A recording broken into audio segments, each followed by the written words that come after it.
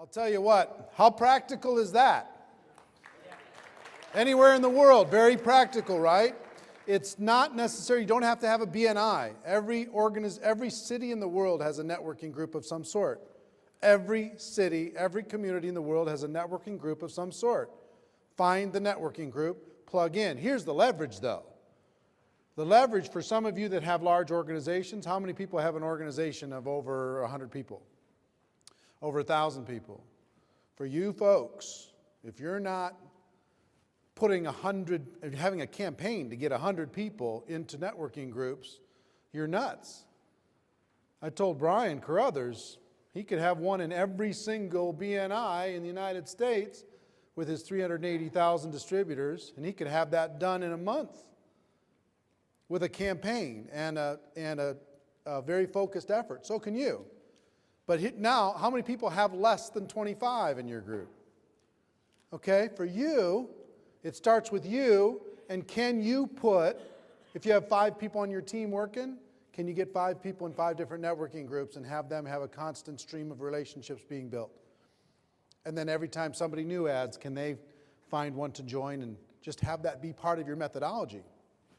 See, here's the thing that I want to share with you.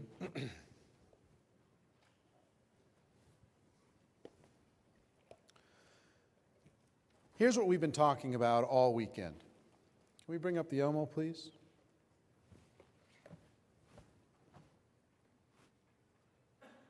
Okay.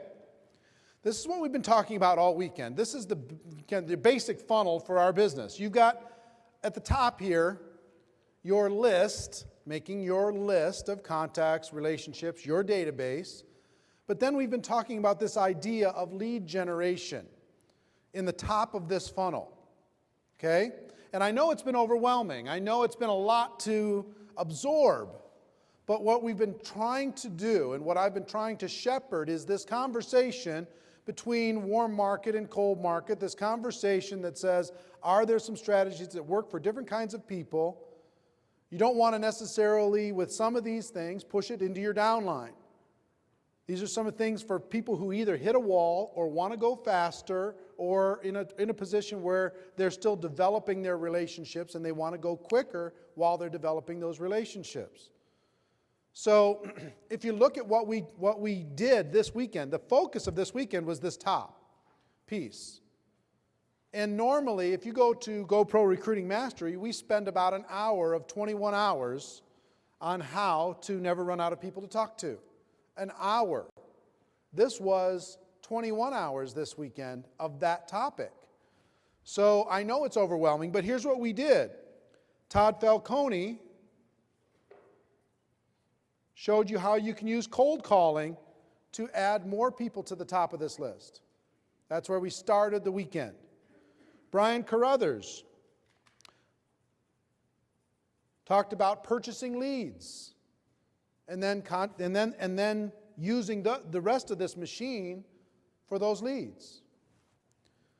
David Fry talked about blogging and how you can use blogging to be able to increase your influence and increase your reach. David Wood talked about creating an online funnel to be able to capture leads and then be able to move them through the process. If you really look at this, there's a lot of different styles this weekend, but inside of those different styles, there was a familiar theme, wasn't there? Find a way to get attention and then convert that attention into a process, and that process leads into a system, get those people involved, and then plug them into the warm market process of what we do. And if at some point they hit a wall, or they need to go faster, or they need to make something happen, then you may want to introduce them to one of these principles that you've been using in order to be able to accelerate your business. But it's not a mass promoted thing. You understand what I'm saying? So, David Wood talked about the online funnel, Charles Orlando talked about a fan page. Robert Blackman talked about direct mail. Jonathan Budd talked about Facebook. Maria Andros talked about video. Dagan Smith talked about email. Jordan Adler talked about lifestyle yesterday, and networking groups today. All of those are just different disciplines, different ways to be able to accelerate more people having some attention on whatever it is that you're offering, your product, your service, your opportunity. Is there any question that people are desperate today and they're looking for answers?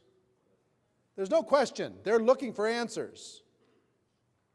They're skeptical because people have done it so poorly over the years. They've said, hi, how are you? Here's my stuff, buy it. That's why, what Jordan talks about is a responsible way to build a relationship with people that you come into contact with using these different principles. Now, what did Tim Sales talk about? None of this.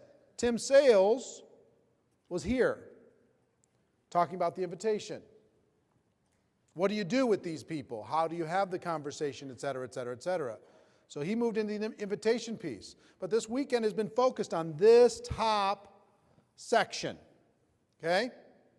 How many people have feel like you have an idea of one thing, one distinction that you want to add to your business that will help? Okay, fantastic. Now here's what I want you to understand. What I told you before, the thing that gets me more excited than anything in my life is the power of a single idea. The power of a single idea, one distinction, one element, one way I can change my business that compounded over time changes everything. Today it doesn't change a lot. You can make one distinction from what you got this weekend. There were hundreds. But you could take one distinction and apply it into your business and then get good at it and then study it and circle it and read everything you can about it and practice it and learn from your mistakes and get better and get better and get better. And your business, it goes here in the next year from that one distinction. It goes there in the year after that from that distinction, the same compounded effect of that same distinction. It goes there in 3 years. Just because of one idea. That's why exploring these mastermind types of events are so important. Not to get overwhelmed, but to find the one idea. Find the thing that sings to you. Find the thing that you say, you know what, I can do that and it won't feel like work. Right?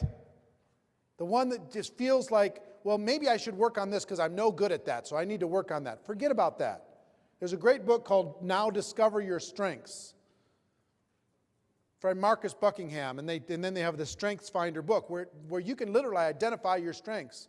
And most of the successful people in the world, they just focus on their strengths. They don't even worry about their weaknesses. They manage around their weaknesses.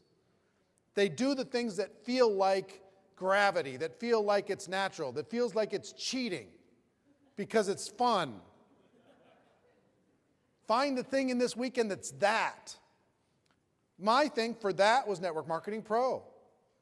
I get so much value, and I'm going to give you the case study on that whole thing and how it happened and what you can do, and I think you should consider a blog or a Facebook page at least. You should consider it. I'm going to give you the step-by-step playbook of all the mistakes I made, all the lessons I learned over the course of 3 years in building that brand, a brand that's now known all over the world. One of the biggest brands, I think, in the whole network marketing profession. So how did that happen? I'm going to show you exactly how that happened, but it's fun for me. I have a good time doing it every day. It's just fun to connect with people. Now there's other things that aren't fun, right? But find the thing that just, you go, yes, that would be fun. And I will tell you, when I started Network Marketing Pro, I was so intimidated, it was unbelievable. But I just decided I was going to start, and then I learned, okay? Now, Ray Higdon is a good friend. He's here at this conference. He's the top earner in his company, and he's also an expert inside the internet marketing space. And I asked Ray if he would come up for just a moment and share with you how do you implement these ideas into your organization? What are the dangers of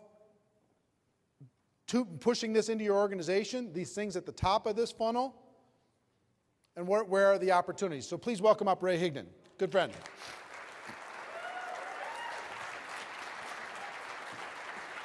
Thank you. Go get him. Share what you learned. Awesome. Is this an awesome event or what? So cool.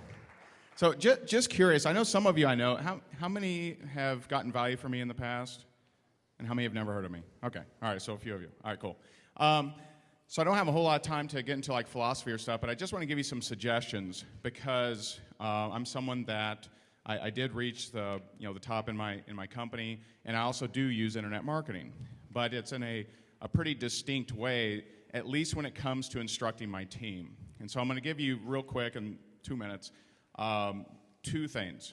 Number one, what you can do if you want to get better at internet marketing and start using the internet. And number two, how to construct that message to your team, which is more important. I absolutely love what David shared up here, because I say the exact same thing. The internet is a seductive mistress, and she is so gorgeous, she's so sexy, that if you see her and you're like, ooh, I want to do that, because it's so much easier. Well, understand, and I mean no disrespect, okay, but most people go to the internet out of weakness. Mm-hmm. They go because they're scared to get better at the core principles, at the core fundamentals, okay? And let's just all agree that that is true, right? And so when it comes to you, the most important thing for you to do is if you're going to go down this path, this steep learning curve path, okay? I'm glad I did, but it is a learning curve. The best weapon you can have is a daily routine. It's your best weapon. And understand that if you're in this business because you need to make money, all right? In 2009, I made less than $19,000. I was in foreclosure, and I had 7 of my real estate properties in foreclosure. My wife, back there, wave, she's beautiful, Jessica. You can see how good of a salesman I am, right? But this is a true story. She was working at the makeup counter at Nordstrom to cover my utility bills, okay? Life wasn't so great, okay? And so I needed to make money. And so if you need to make money, then have the highest percentage of your time active prospecting, okay? There's 2 different elements. There's passive marketing, and you can look at, ads, blogging, articles, videos. Passive marketing is what most people like to do because it's nice and easy, and you can eat ice cream while you do it, right? You just sit back and you do whatever. Passive marketing is you do something that you hope an unnamed individual responds to. So I do a blog and someone comments or someone sees it or someone reaches out to me. That's passive. I'm not suggesting against that, but don't have that be the majority of your time. Do active prospecting if you need to make money, because that is the faster way. Active prospecting can be Facebook. My wife has sponsored over 50 people from Facebook that she didn't know without using pay-per-click. Active prospecting. That's reaching out to an individual and connecting with them, just like Jordan taught. If you teach your team that and you do that, you will make money. Whether you're great at closing or you have the invite scripts down or not, you will make money if you active prospect. If you passive market, it's probably going to be 6 to 12 months before you start getting leads. For most, it was for me. And so when I started, I needed to dig myself out of debt. And so my goal was to get 20 no's a day, every single day, like clockwork. Rain or shine, didn't matter. And that was Facebook, Twitter, YouTube, LinkedIn, BNI, networking groups, restaurants. I'd go to the car wash and they have a wall of business cards. I'd grab every single one of them and call them, right? You can get leads from anywhere. I did active prospecting to get to well over 30,000 to 40,000 a month, actually, before I got my first lead online. Then I started learning that. So in your daily routine, you can create content to help people, and I know Eric will probably talk a little bit about this, but just make sure that you, if you need to make money, spend the majority of your time active prospecting, online or offline. You can build this business online or offline, you just can't do it without the telephone, is what I believe. That's just what I believe, okay? So I'll jump off here. Thank you so much. By the way, let me share one real quick tip, and this is the power of visualization. I met Eric 2 weeks ago in Vegas, and he said, hey, and I've been following his stuff. Everyone needs to follow his stuff, obviously, and his stuff is awesome. I recommend him on my blog all the time. And yeah, absolutely. Value, right? Value. And so Met him in Vegas. Didn't even know he was going to be there 2 weeks ago. And he said, hey, come out to my event. I'm like, okay. You know, I mean, we have a pretty crazy schedule, but I'm like, okay. And then as soon as I sat down, I visualized, I'm like, I want to be on that stage. And here I am. You can do that too. Thank you. Thanks, man. Appreciate it so much. Appreciate it very much. Do take it with you. All right. Now, again, with this weekend we spent 95% of the time up here and 5% of the time down here. What we do at GoPro Recruiting Mastery is we spend 5% of the time up here and 95% of the time down here. Because frankly, this is the gateway skill right here. This gateway skill actually is here. If you can't figure out the invitation, the proper way to do it, presentation, follow up, from exposure to exposure and close, it's over. Can't do anything, can't go anywhere. The reason why people burnt through their warm market, we're going to talk about that a little bit later, is they did such a poor job of this that they alienated people. Okay? So this skill, in my opinion, is the skill you should spend the most money trying to figure out. How do you do a proper invitation? How do you invitation, presentation, follow-up, and close? How do you do that process? How many people have the GoPro Recruiting Mastery home study course from this last December? Okay, you got to just immerse yourself in that until you can do it in your sleep, automatic. That stuff is tight, it's proven, it's no joke, and it will change your life. Those of you who don't have it, you should have it. Because if you're not good at recruiting, it's not about the leads. It's about what you're saying to the people that you're talking to. That's what it's about, okay? So I don't want to fool you and think that if you get a lot of leads and you don't know how to talk to them after you get the leads, that you're going to be successful. You're not going to be successful. You're going to have to learn that skill. Got it? How many agree that they're going to learn that skill? Because it's learnable and it's teachable. It is. So focus on it. Now, we're going to switch gears, and I'm going to give you the case study of Network Marketing Pro. How did this happen? What did I learn? And how could you benefit from it? Never shared this with everybody. I'm going to share it with you right now. In my opinion, blogging or a Facebook fan page is really important for you. The subtleties of the importance that it's been for me in my life and my kind of happiness, my well-being, my feeling of legacy, contribution, it's been tremendous. Yours can be the same. So the inception of this, I was working with my company. I'm making $100,000 a month. I'm making $1 million a year, and I've been training people inside my company, like Brian, inside of my company for 20 years, never outside. And I got this idea in my head. First of all, I'm looking at things online, and there's a guy by the name of Gary Vaynerchuk. Anybody hear of Gary Vaynerchuk? You know Gary? He had this website called Wine Library TV, and he was making a lot of noise online. Everybody's talking about Gary. So I went and checked out Wine Library TV, and he's this crazy guy from New Jersey, young guy, who every day gets on and tastes a couple different wines and rants and raves and talks about the Jets and he's just this crazy dude.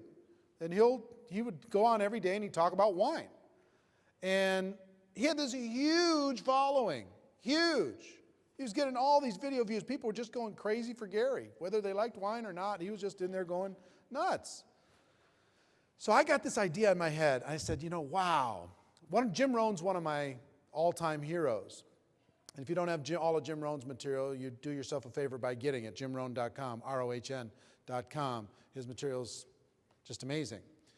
And I got this idea in my head because Jim's health was failing at that time.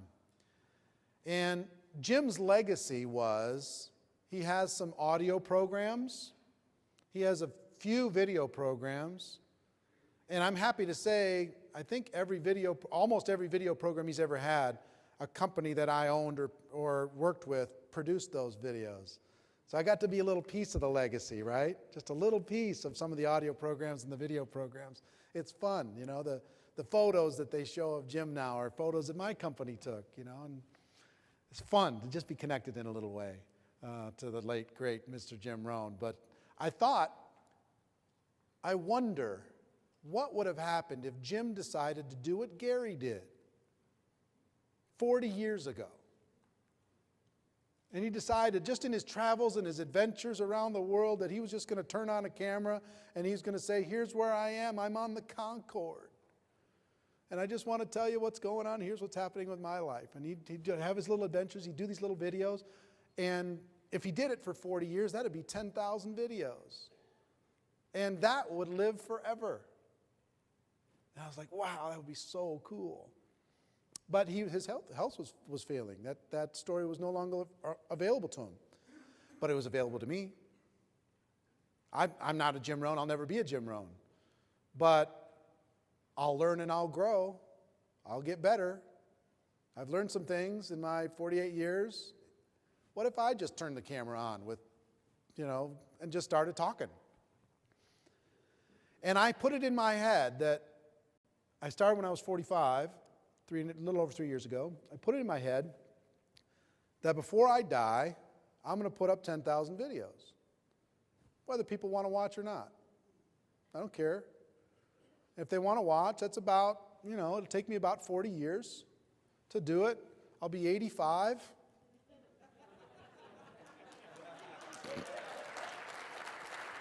Why not? Why not? I'm just going to start talking, and some of it will be good, and some of it will be not so good, and some will be memorable, and some of it won't, and sometimes people will watch, and some days people won't have time, and that won't matter because 300 years from now, 500 years from now, that library will continue to exist long after I'm gone. Network marketing will continue to exist. Personal development will continue to exist. So I'll just start. So I went, okay, that's interesting.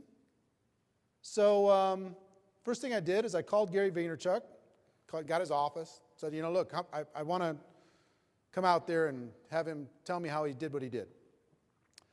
So I ended up flying to New Jersey, spent $10,000 for 2 hours of his time, and went to his office and turned on the tape recorder with me and my kind of business manager at that time, and one other guy that was going to help me at that time was helping me write a book. I've started 6 times writing a book, and I've stopped 6 times. So anyway, so I pay for 3 airfare flights. We fly to New Jersey. We drive to Wine Library. We go into his office. We turn on the tape recorder, and he spews all this stuff at me. And Gary's a great guy. And he's very passionate. He had some ideas, and some I agreed with, and some I didn't. And I decided, this was in February 2009, I decided, okay, I'm just going to start. I have no experience with this, no talent with this, no abilities with this, no nothing with this. I asked him a bunch of structural questions. He gave me a bunch of answers. And I decided March 11th, 2009 was my birthday. And it was about 30 days away. So I'm just going to start. I'm going to launch on my birthday. Why not? So every year on my birthday, you say, okay, here's where we're at, where are we going? That's a good milestone. I'll go through until I'm 85, right? So I picked a date. So the one thing I would suggest you do is pick a date. Pick a launch date. Just decide, I'm going to do it. Now, I didn't know anything, nothing, zero. Mine was March 11th. Sure, no, that's my birthday, March 11th. Oh, 9.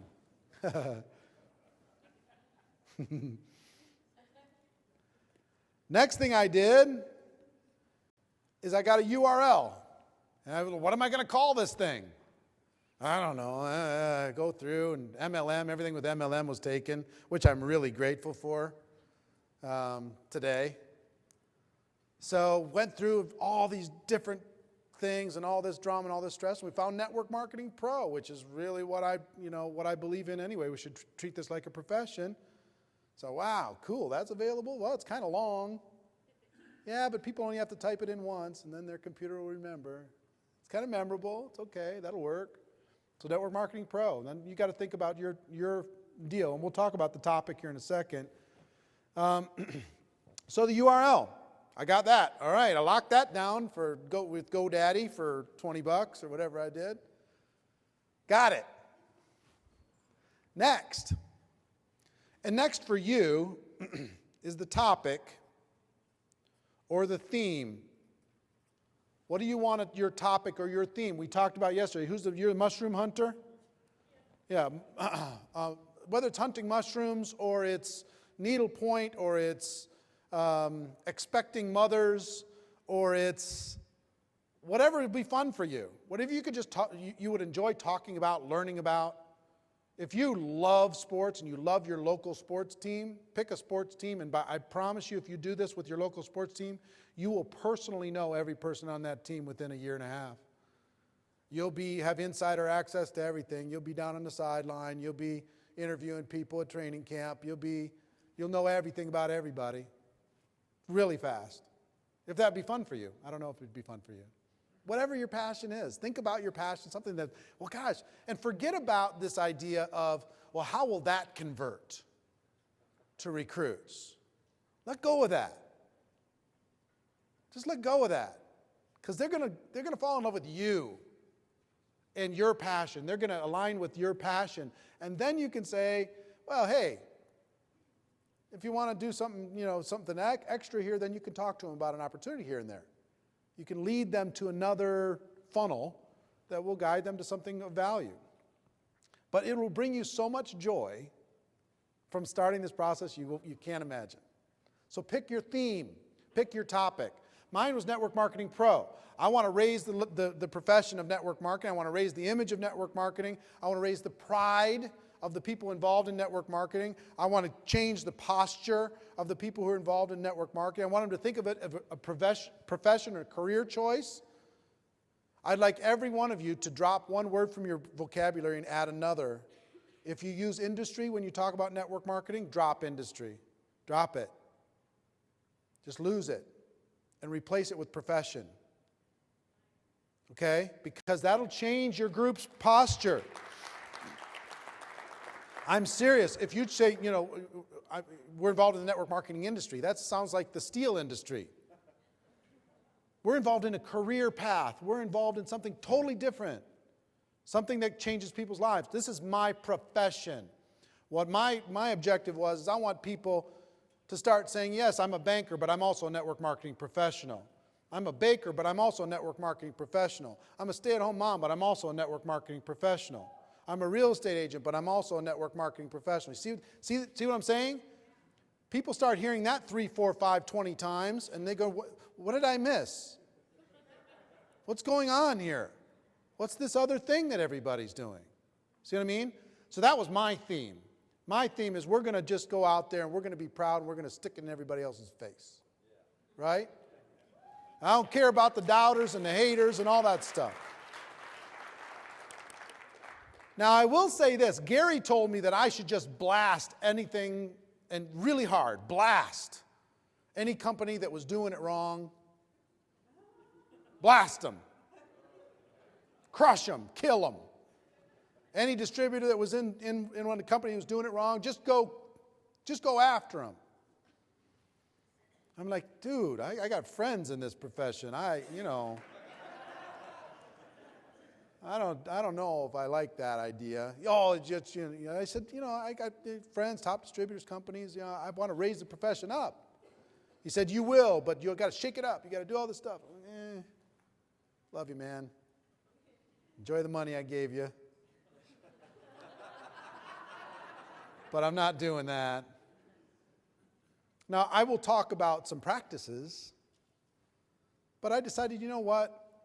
There's enough bashing going on. We need to encourage each other. We need to raise each other up. We need to suggest some better paths. I've had some hard messages to companies. I've had hard messages to distributors. I've had hard messages to practices. I've had hard messages to ethics and morality, lessons that I've learned, lessons that other people have learned. I've had lots of hard messages on Network Marketing Pro, but I never call somebody out. I almost did. Oh, man, I'll get a lot of views if I do that. I'll just go after them.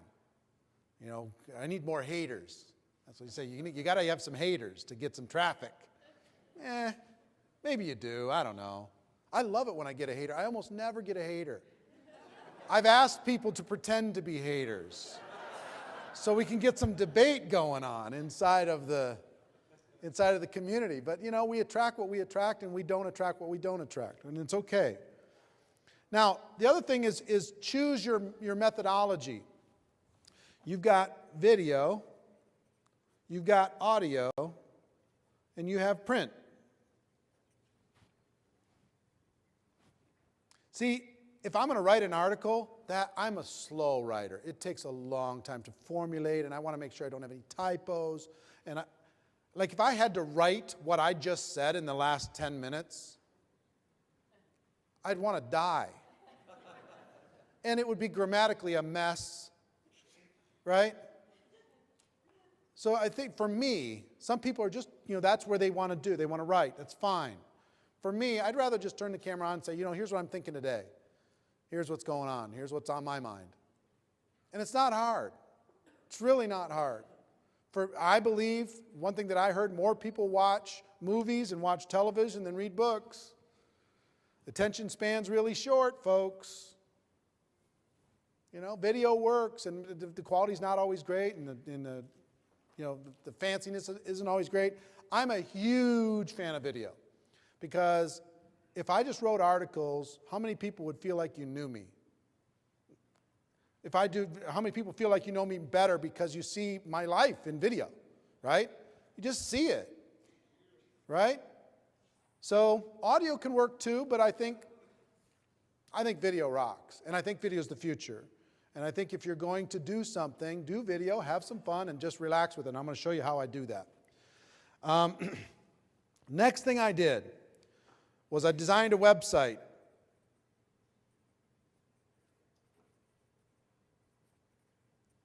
I paid a guy $2,000 to design a website. And it's not a great design. It's okay. It's not great.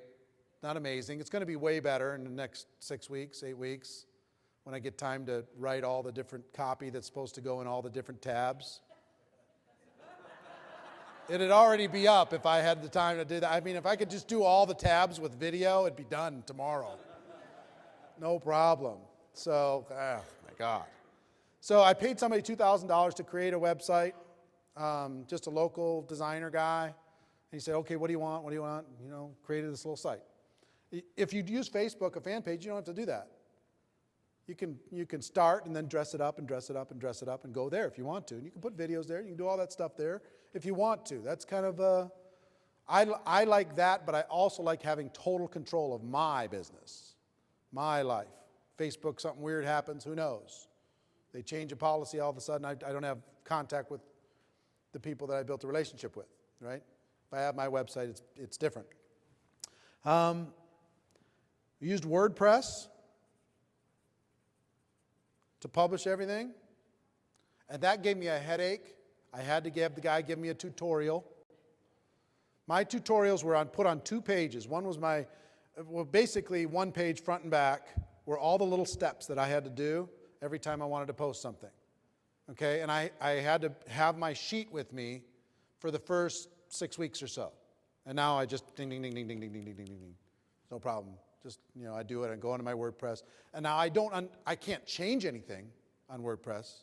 I can't edit anything on WordPress. It is completely set up for me by the guy that did the website, dummy proof. You type your title in here, you put your embed code in here, you put your copy underneath that, you take your picture, you put it in the thumbnail, you click publish. Then don't touch anything else. And he just gave me he taught me how to do it, a little simple thing. So I didn't have to learn any of that stuff. He gave me one little tutorial to do it. So WordPress is what I use. That works really good. Next thing was the camera. When I first got started, I bought a $1,500 camera, like a $5,000 camera that was used for $1,500. The guy that helped me with my website was also a video guy, so he knew somebody that was upgrading and wanted to sell this. So I got this fancy camera, right? I got the tripod. I got to have a light kit. Serious. So I got this light kit. So all of a sudden in my living room, I've got these stands and lights and these crinkly plastic things go outside of the lights that always smelled funny and made the room really hot. And so I've got this light, I've figured out, and for the first probably 2 months, the guy set up the light so it looked good and just said, leave it there in my living room. Because if I moved it, it just looked crappy, right? So I spent $1,500 on a camera I didn't need to spend because I used that camera twice. Since then, I bought 2 other cameras that I was for sure going to use. And let me show you what I use. Where is it? Is it there? Will you bring it over here, please, baby?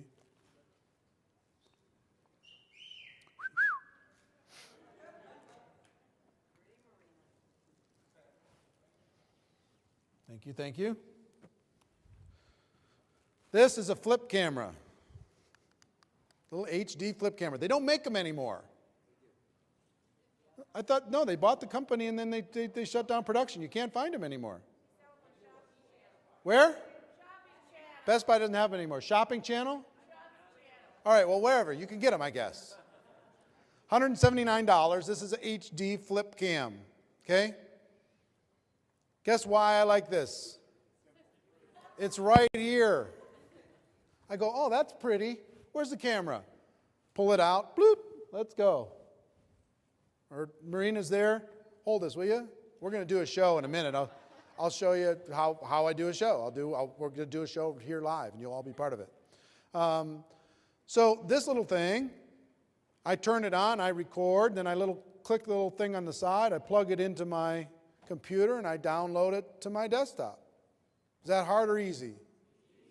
The other thing, I have to have cords and plug-ins from the camera to the thing, and oh my gosh.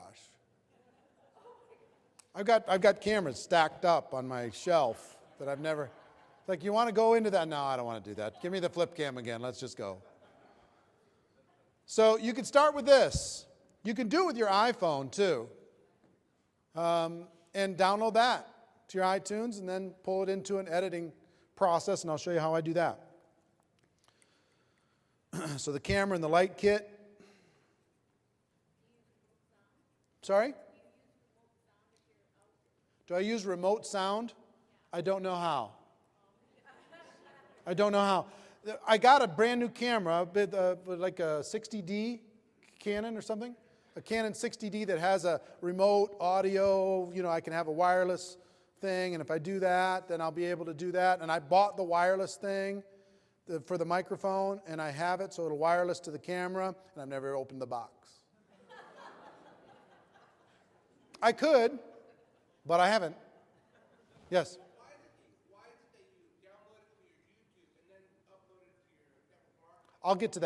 I'll get to that. He asked about YouTube and upload. Okay, so camera and the light kit, all that stuff, I will tell you, I've bought it all, I've done it all. You could probably save yourself $10,000 of buying stuff that you don't need and just go with $179 and start with your phone. Okay? The issue is just turn it on and start talking. I mean, I agonized over show number 1 like you can't imagine. I had my notes. I wanted to have a teleprompter. I had all this stuff. And by about show 8, I'm like, hey, guys, how you doing today? Sorry, I haven't shaved. You know, let's talk about something, right? All right. An important element that I spent a little money on was the intro and the outro. You know, the little music with my little signature going across and my little faces and stuff. I spent $2,000 on that. There's a lot of plug-in programs where you can just plug in some images and it'll create a little stinger for you that you can find online. I don't know where you find those. I had somebody do it for me. So $2,000, they asked for my signature. They asked for some pictures that they could put into there. They had this little template thing that had the pictures flying through. And I picked the music, or they picked the music. They said, is this music okay? I said, yeah, it's okay. I've heard it on other commercials from time to time. that same exact music, you know, and every network marketing pro person goes, wait. What's going on? You know, that little guitar thing. So the intro and the outro was important because it just put a little bit of professionalism into the authenticity of the rest of it. Just a little bit. Just a, 10-second stinger in the front and a 5-second stinger at the back, a little bit of branding, a little bit of, hey, let's go pro, but we don't need to go crazy with the production every day. We're going to be talking about content. Yes? I use the same guy that created my website. I go online and say, what would you enter in for those professionals? Elance or what? Odesk. Those are places you can go to be able to go do that. I just asked a person. Yes?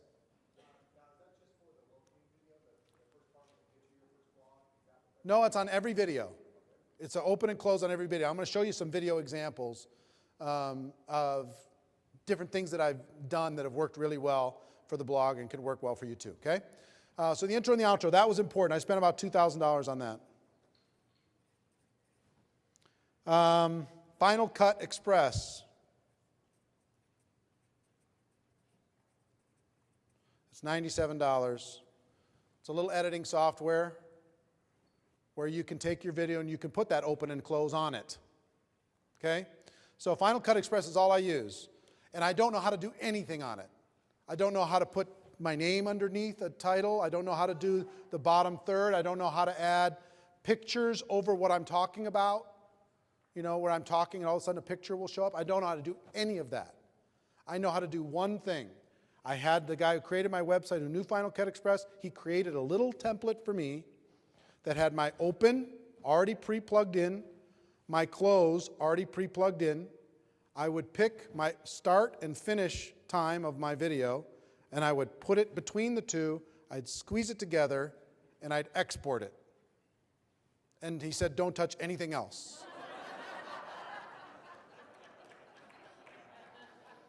So all I do is I go into the template that's saved, and he said, don't erase any of these other elements. This is do not touch. I go into my template, and I hit duplicate the template, and it creates a little duplicate of it, and then I title my show.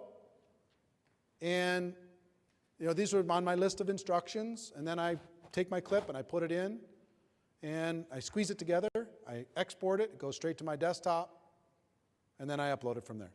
Okay? Is that something that someone could teach you how to do? Yeah. Now, if you didn't want to do the open and the close to start, it was really smart for me, I think. I think that was a lesson that was well learned for me to have that, because it added just enough. Because if it's just you starting from the beginning, I don't think it gives you enough. You can have a little bit more prestige if you do that. Question, quick question.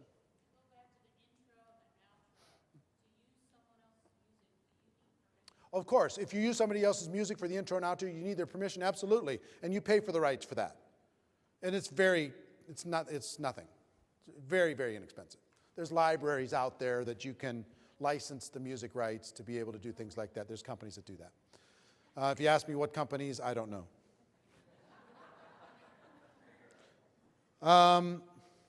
Let me give you a huge mistake I made. Huge mistake, and this was due to Gary. Gary put everything on Viddler. Viddler, V-I-D-D-L-E-R. Because you could put your bug like they have on TV in the bottom right corner, your little icon. And he put it on Viddler, and he hosted all the videos on Viddler. This was a massive mistake for me. Massive. Because if I had put it on YouTube from day one, the searchability of my content would have been it's 1,000% easy.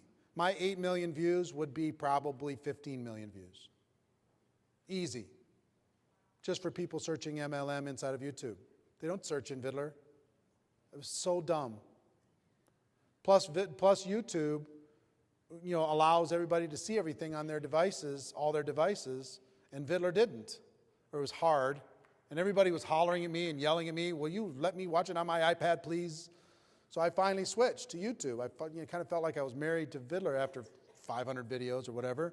So and now I've yet to migrate all of the videos from Vidler over to YouTube, but I will.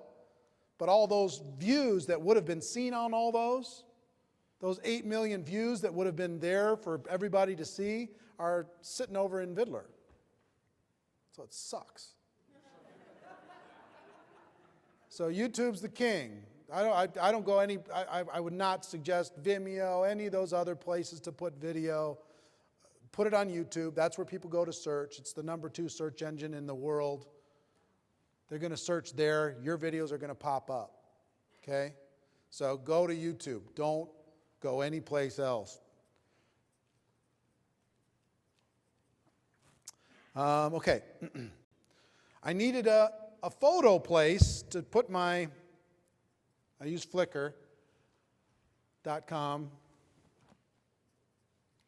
I needed a photo place to grab an image of my show or take a picture that would align with whatever my show was, the little thumbnails you see on the side. So I'd have to put that picture into Flickr and then save a copy of that image and take that code and put it into my my WordPress and put that into the thumbnail area, and that was all given to me in my little instruction sheet, and have the photo there. So if you want to have a thumbnail, that's what I used, is Flickr. For comments, so people could provide comments underneath the show. I started with a software program called Disqus, D-I-S-Q-U-S. D-I-S-Q-U-S, so people could comment underneath.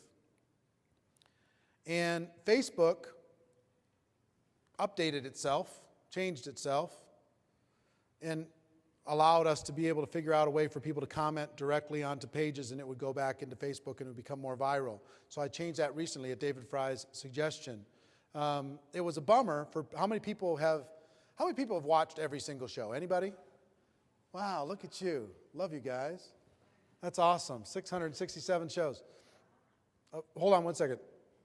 But here's the thing. Those people, and I have tons of people, were really bummed out that they can no longer see their comments from show #1 to say that they were still there, that they were there at the beginning, show #2, show #3, show #4. But technology changed, and I had to be able to leave those 90,000 comments over in Disqus, or Disqus, whatever it's called, and move it into Facebook. But Facebook, it's a little bit more permanent, a little bit more real.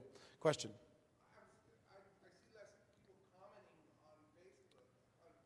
Less people commenting on Facebook than Disqus. That's true. That's true. And that there's a little bit of education there. The virility is worth it. The virility is worth it, getting people to comment there. Now, I have to do a better job of letting people know that you can comment privately. It doesn't have to comment to your wall when you comment there, and here's how you do it. So I'm going to do a little bit better job with that. And I haven't, before I would really drive comments like crazy. Sometimes I'm lazy with that, and sometimes I'm not. And right now I'm lazy with it. I'm not driving comments hard. I'm not pushing for that. But you could push for that if you want, or not push for that if you want. I've had stretches where I had 500 comments every day, type of thing. Question? Do you know the name of the plugin for your Facebook comments? I don't. I'm sorry. Thank you. Do I know the name of the plugin for Facebook comments? No, I don't. But I'm sure it's findable, right? I'm sorry? Facebook plugin? Okay, what is it, Casey? I'm sorry? Just use Facebook code? FMFBML? He's not using a plugin for mine. You have to have it programmed in. So Casey's the guy who does the programming and helping me redo the stuff. So you can go ask Casey after this. He's right back there. Wave, Casey. Hey. And maybe he can help you with that. So I think Facebook is a great place to have comments. You will get more virility, and we're just starting with that. Next. This is all preparation, right? This is all stuff I had to do in the first 30 days? Yeah? I just decided, and it seems huge, but it's really not. Here's the thing. I knew my theme. I was going to go video. The website design, I hired somebody to do that. He gave me a bid, and I said, okay, go. We needed to go with WordPress. He taught me a little template to do that. I got a camera and a light kit that wasn't necessary. I had an intro and outro created for me, which you don't have to do to start. I had Final Cut Express for $97, and my web guys showed me how to do that. I got a Vidder account. I got a Flickr account. I set up my comment plugin on my WordPress blog. And, that's not a full-time job, what I just described there, right? So the next question is, what do I wear? What's my brand? You think about people who host a show. What do you wear? Are you going to have your cool little thing? And when I started, I got to come up with my theme, my brand, and I gave up on that really fast. Because I'm not going to, come up with a wardrobe idea every day. I'm just going to, whatever I'm wearing is what I'm going to wear, is what it became. You see me on my porch, you see me traveling, you see me in travel clothes, you see me in all different kinds of things. You can do what you want. I think for specific videos like sales funnel capture videos and those types of things, the things that Maria did was really smart. Be thoughtful, have a nice, you have your karate outfit on and be on the beach and have your lighting and your sound and have your guys do it really, one that's going to live a long time. Mine are disposable, man. We're going. We're going tomorrow. We're going the next day. We're going the next day. I've averaged 4 a week for 3.5 years. So, yes. Have I ever had issue with the audio with the little flip camera? Sometimes. The wind will blow in the flip cam. And yeah, Amsterdam. Different things will happen. It'll happen. It's okay. Again, I'm looking to give content. I'm not looking to impress anybody with my production abilities. It just is what it is. I turn it on and we go, and it is what it is. And a lot of people get on every day, right? So there's some lessons in that. There's some lessons in that. Now, ultimately, will technology allow me to have better audio? Yes. And it just needs to get this easy for me. Otherwise, I already have the technology to make it better. I just won't do it because I got to haul it all around. Let me keep going. Yeah, well, we're going to get into that. Big lesson. I decided up front on integrity, which means no spam. No spam anywhere. No spam. In other words, I wasn't going to talk about an opportunity. I wasn't going to infer anything about any companies or any other thing. The only exception to that is anecdotally talking about previous history or interviews where people knew that a $1 million earner came from a company. But we were very specific to no promotion of that company, no bragging about that company. So these lessons were really important, and that was a hugely important lesson because some people said, let people post whatever they're going to post because you got to be authentic. I'm sorry, no. Here's what happens on the Facebook fan page. If somebody spams one time, they are banned permanently. One time.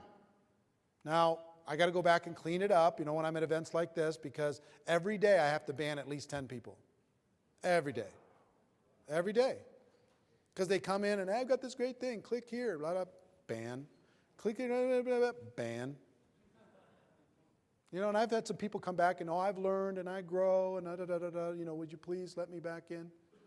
So I go in, all right, you unban, but you do it again, don't get sneaky.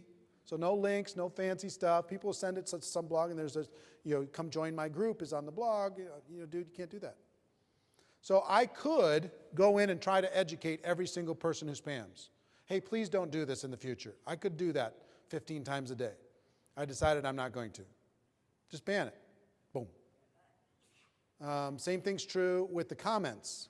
If you comment underneath, I'll hide the comment in Facebook. I used to just block people, but I hide the comment in Facebook so only their friends can see their comment and the people underneath can't see the comment.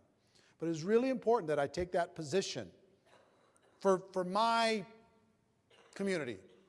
You might have to take a position for your community.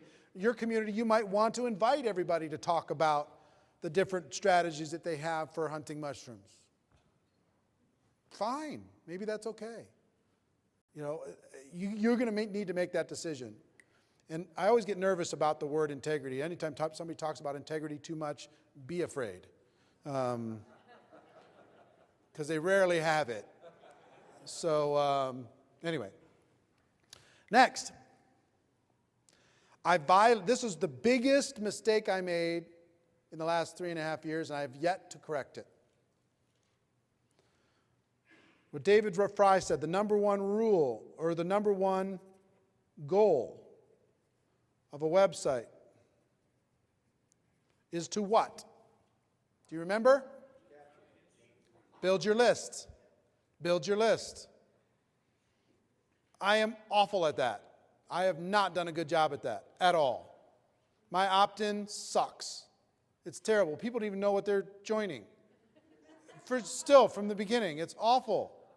I didn't even have a way for people to do it for almost a year. Almost a year. Now, it worked out, but my list would be 10 times bigger if I just paid attention to rule number 1, the build a list, build the list, build the list, build the list.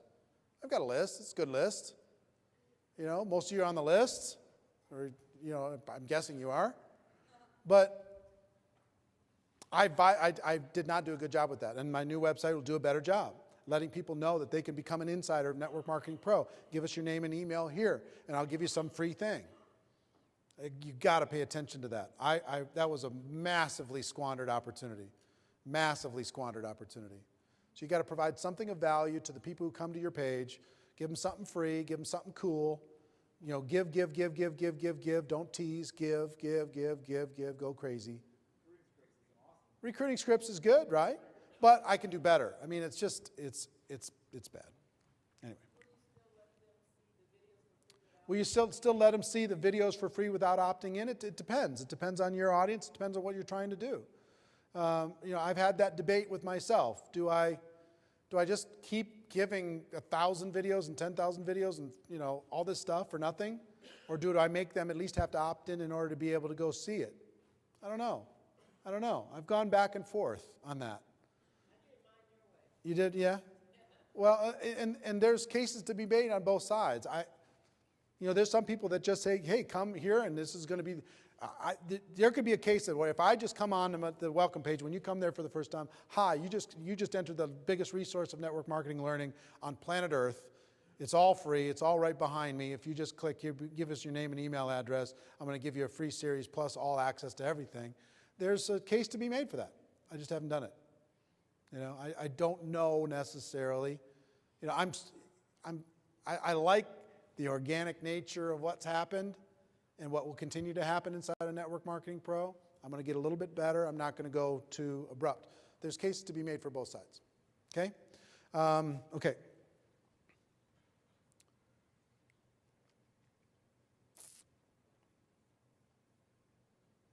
I use, on the list, I use software called One Shopping Cart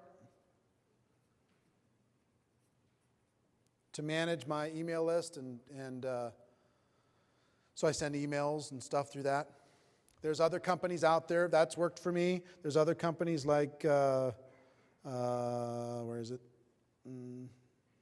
Aweber, iContact, Infusionsoft. You know, it's your choice. Different companies have different options and bells and whistles. Mine works fine. Here was a big thing. I decided I was going to train the list.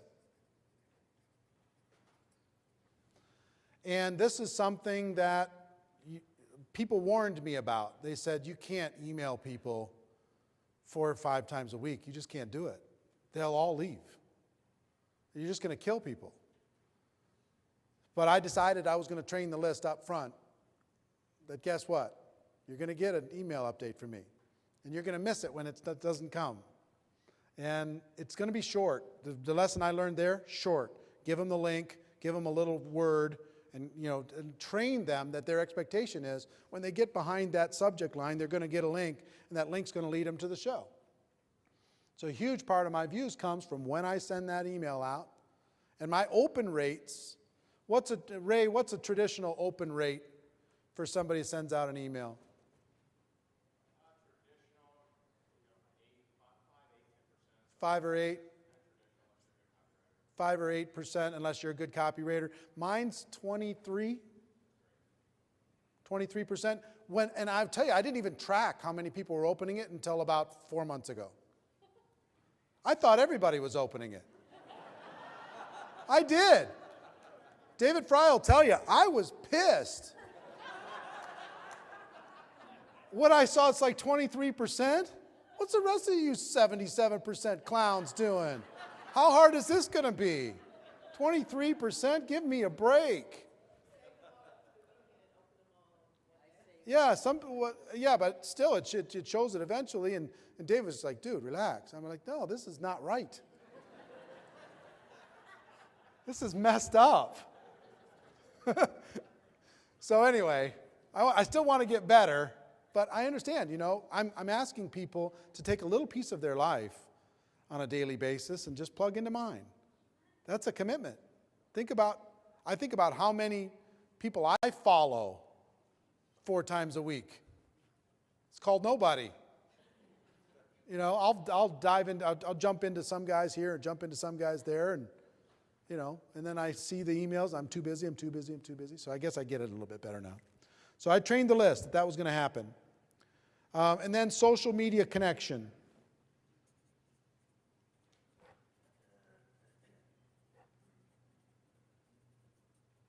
When I first started, they didn't have fan pages. They had groups on Facebook. So I had a Network Marketing Pro group. It had a maximum of 5,000 people.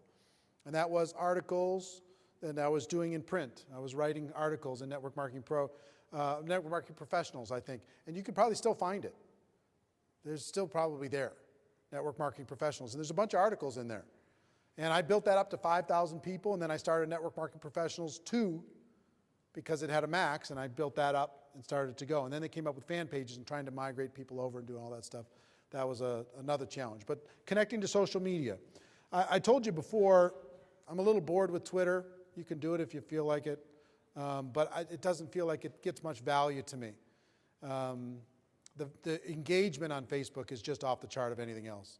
The engagement, the community, the conversation, there's nothing even close. So what I would drive everything towards, and where I'm going to be going in my future, is drive everything towards the fan page. Everything. You can drive it towards your Twitter feed if you want to build up the followers. You think that's going to do something for you. I haven't seen it do anything for anybody, to be honest. So anyway, social media connection. All right, so this is my setup. Now I'm ready to go. Yeah? Can you discuss the pros and cons of monetizing? He wants me to discuss the pros and cons of monetizing. I will do that in a minute. All right. So we got this little template. We're ready to go. We did it in 30 days. We're going to launch. The countdown is coming.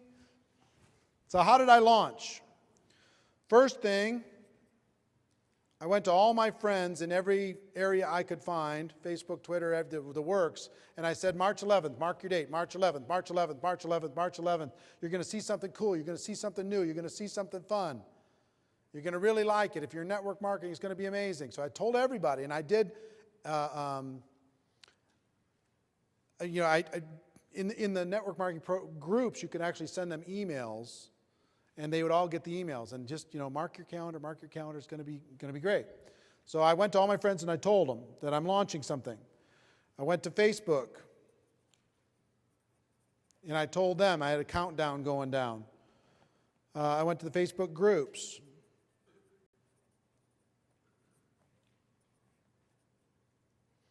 I went to my downline. I made calls to some influential people. Hey, I'm launching something new. You should check it out. It's going to be cool. I really was serious about getting some stuff going quickly. I just basically said, how am I going to get this off to a good start? And the first day was 8,000 video views the first day, something like that. First day, day one. Right? Pretty good, right? So that's how I launched it. And then from there, it'll just grow. You'll learn how to tell your fans, suggest to your fans on your fan page to invite their friends into your fan page, and then you can tell more people about the other thing. You can link things back and forth. Question? Yeah, this logo, yeah, same logo. I'm not crazy about it, but it's the one I've had for three years. It's all right. I had a logo, yeah, thank you. There was just part of the web designer said we need to have something up there. I said, okay, grab something, throw it up there. Question? You had a Facebook before, and then you kind of, I think you deleted that one and created a new one? No, I had a Facebook group, and I didn't delete it, but they started fan pages, and I put all my energy into the fan page and walked away from the group. Okay, now let's talk about what are we going to do now? We're launching. Is this valuable so far? Is this helpful? Good. Because you've all been a part of it, maybe you can, kind of digest it a little bit better, since you have experienced a lot of this with me. So let's talk about what do you do now? The first thing is my philosophy.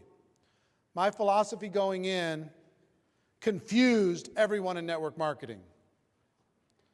My philosophy, and everyone online, they did not understand what I was doing. My philosophy was I was going to serve network marketing. I was going to serve this profession that I loved. Right? That was it. No other agenda. So if you're going to do needlepoint or surfing or bodyboarding or whatever it is that you want to do in your topic, serve that community. Bring value to that community. Care about them. Don't make it about you. Make it about them. Your stories about them will work. You know what I mean? I'm not bragging very much on inside of Network Marketing Pro. I'm talking to you as friends. And if you have somebody that you have shared interests, and you can validate those interests, and you can encourage those interests, whatever those interests are, they'll love you. They'll say, yeah, he's with me. She's with me. We're together. We are alike each other. So the philosophy for me was really important to serve the community. And everybody was saying, well, what's your agenda? What are you trying to do here? I'm going to serve the community. Watch. Just watch. Because there's a bunch of people that thought I was going to build a list and go recruit them all to some other company and, rape and pillage their downlines. Right? Which would destroy me in the profession if they thought about it logically. It would literally destroy me in the network marketing profession.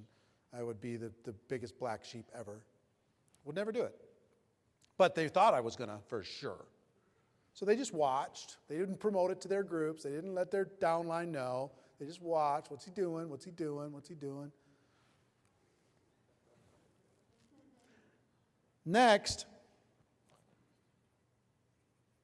was variety with familiarity.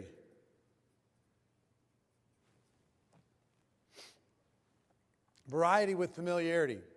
So I had my open and close. If you see like a late night talk show, there's familiarity, isn't there? They open with the band and they open with the montage, like my little open. Then they come out and they give some jokes. That's every night. Then they, they say we got a great show and so is going to be here.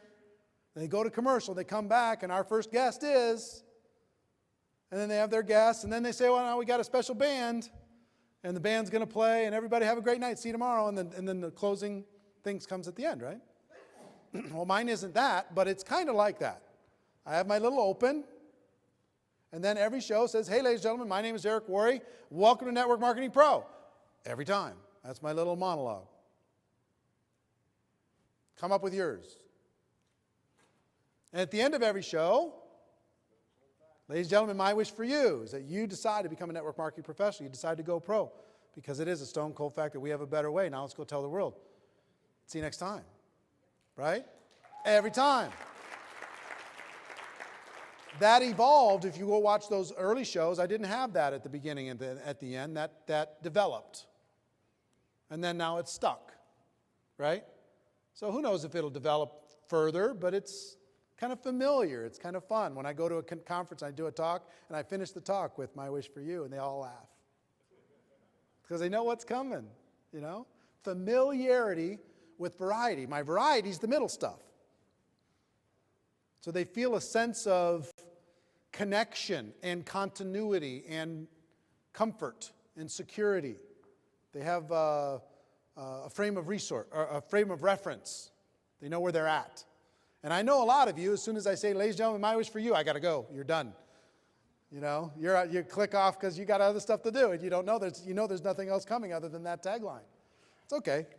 I don't care very much. No, I really don't. Oh,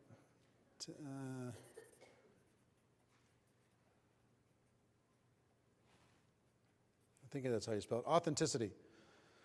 Here's what I decided, and this was the lesson I learned from Gary. I don't redo anything. You talk about all these takes that you make, don't do it. I don't do it. If it's a launch video or if it's a funnel video or something like that. But if you're just giving content, just turn the camera on and go. And if, the dog jumps up behind you on the couch, let the dog jump up behind you on the couch. Who cares? Whatever. If my son pops in, hey, how you doing? Or if the doorbell rings or the phone rings, I keep going. You've seen it. There's weird stuff happens on the shows sometimes. Strange stuff. What happened there? My voice went, oh, and what happened with that? And I keep going. So just go. People will love you for it. Just go and have fun. Talk about your stuff. Have fun. Start and stop. I almost never edit. Almost never edit. The only times that I edit are when I'm putting in another video clip of something. Okay? Authenticity. Let me give you an example of authenticity. Hold on.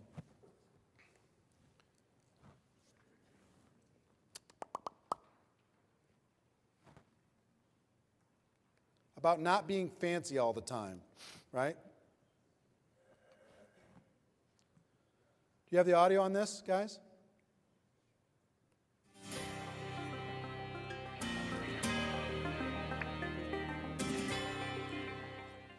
Hey everybody, this is Eric Worre. Welcome to NetworkMarketingPro.com. It is a very tired and bedraggled Eric Worre. I am at the Sheraton LAX and I have had a day.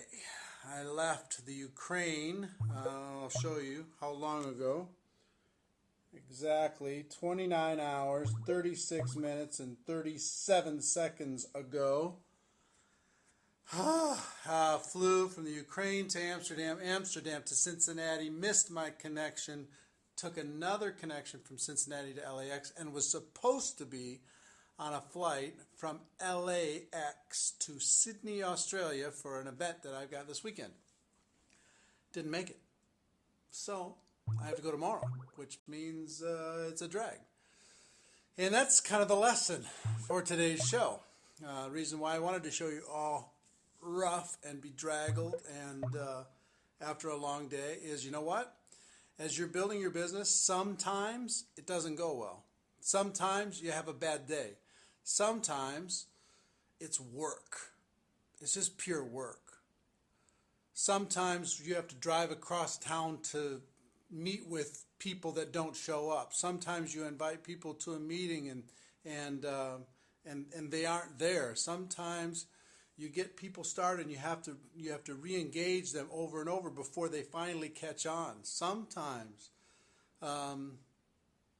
it takes work in order to be able to build a business. Let's come back to this. Now, is that, you see what I'm doing with my audience there? I could just collapse there. I'm not ready for a camera at all. But that was meaningful. That got a huge number of views and people went, okay, all right. It's not just about the fancy and it's not just about when everything's going great. It's about some days, you know, this is hard and it's lonely and, you know, people went, oh, thank you. I thought I was the only one. Right? So authenticity, I bear my soul to the community. Everybody feels like they know me because they know me. They know my family. They know what's going on in my life. They know where I'm going. They know what I'm seeing. They know what I'm doing. Your community will enjoy that too. If you just have the ability to turn that thing on and start talking. So authenticity is huge. I don't redo anything. Length. You want to give you an amazing lesson. Now a lot of times I ignore this, but I will tell you, I've had 8 million video views. I forgot to give you my stats with this. Here's the stats. 8 million video views. 54,000 plus on the fan page. About 650,000 per month view the posts, something like that. 667 videos. Want to know my secret? It's right there. 667 videos, hundreds of thousands of comments, and about 10 to 12,000 video views every day.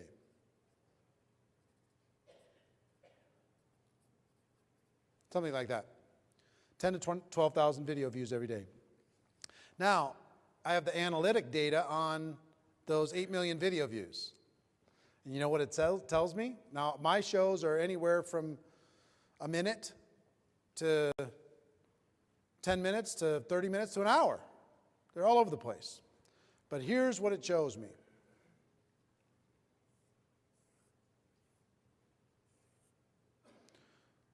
One minute, 2 minutes, 3 minutes, 4 minutes, 5 minutes, 6 minutes, 7 minutes in length. If I put all 8 million of video views into the analytics, here's what it shows me. As a percentage of people watching. In the first minute, it's like here. Second minute, it's like here. Third minute, it's like here. Fourth minute, it's like here. Fifth minute, it's like here.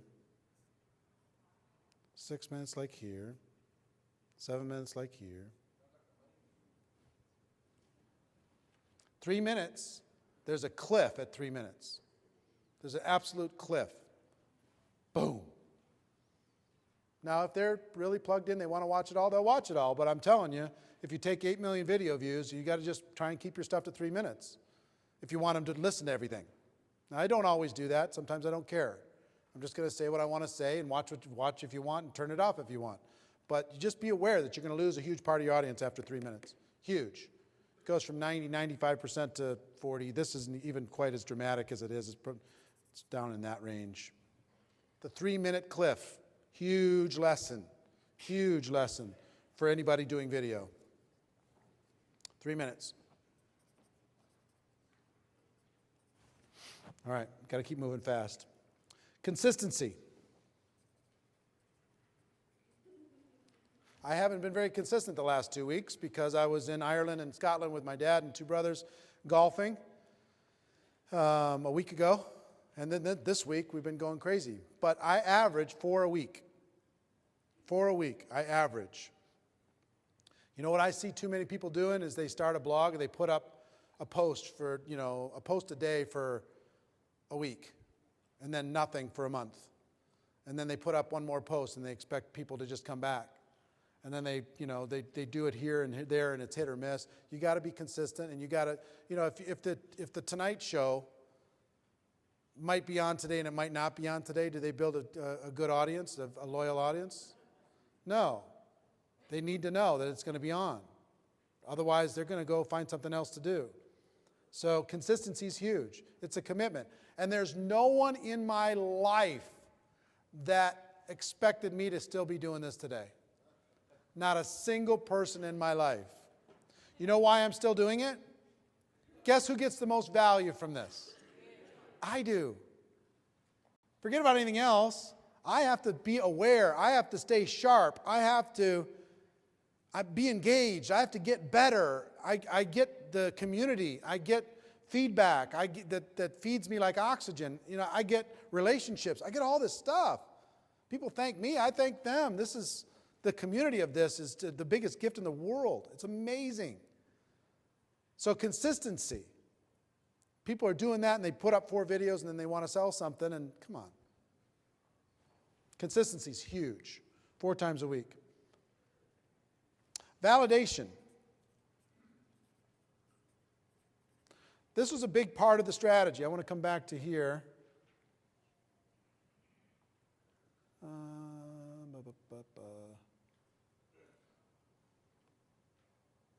Validation.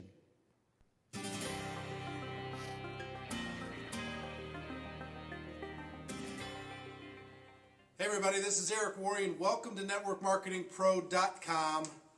I just read an article from the New York Times from September 27th, 2009 that says U.S. job seekers exceed openings by a record ratio. This isn't any mystery to me, but I will tell you, it just shocks me how many people are still plugged in to the old machine that is broken. The machine that has employed our families for decades is broken. And there is a better way to go out there and provide for your families and take care of the people who are important to you and to be able to pay your bills. In this report, it shows that it starts out, despite signs that the economy has resumed growth here in the United States, unemployed Americans now confront a job market that is bleaker than ever in the current recession, and unemployment prospects are still getting worse. What they talk about, the ratio between the people who are looking for work and the jobs that are open, is growing on an astronomical scale. I'm actually going to show you a chart here. Check this out. Here's this chart. If you see on the right-hand side, the bottom number is the job openings. The top number are the unemployed workers. And those, look at what's happened in the last 2 years. Those numbers are just the people who are seeking unemployment. I don't know about you, but most of the unemployed people I know right now are not collecting unemployment. They're just dipping into their savings. They're just taking care, moving in with family. They're doing whatever they have to do, but they're not collecting unemployment benefits. So this shows a 6-to-1 ratio, people looking for work versus job openings. What do you think it really is with the number of people that are out of work right now versus the number of job openings? 8-to-1? 10-to-1? Some big number. And there's lots of experts in this article, and I'm going to link this up so you can check out this article yourself. But they have a couple examples in here. In Milwaukee, Debbie Kransky has been without work since February when she was laid off from a medical billing position, her second job loss in 2 years. She's exhausted her unemployment benefits because her last job lasted only a month. Ms. Kransky, 51, has run through her life savings of roughly $10,000. Her job search has garnered little besides anxiety. I've worked my entire life in the machine.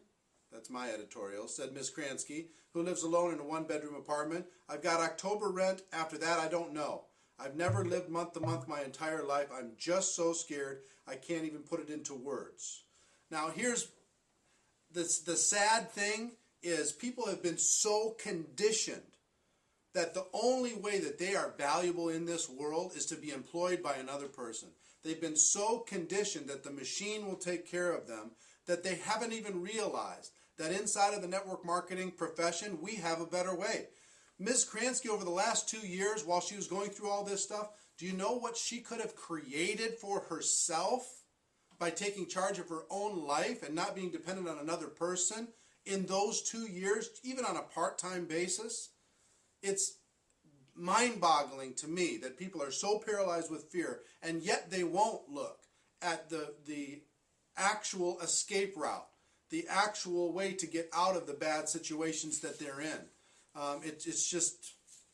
It's baffling to me, and it's sad for me, because we have a better way. Everybody's trying to fight into this system that's broken. We have to go to them and say, red pill, blue pill. Which one would you like? Would you like reality, or would you like to stay in your fantasy? And most people would prefer to stay in their fantasy, but I'm telling you, times are changing very, very quickly. There's another example, and there's all kinds of experts that talk about the fact that this isn't going to change anytime soon. This is, basically a permanent change. In the suburbs of Chicago, Vicki Redican, 52, has been unemployed for almost 2 years since she lost her $75,000 a year job as a sales and marketing manager at a plastics company. College educated.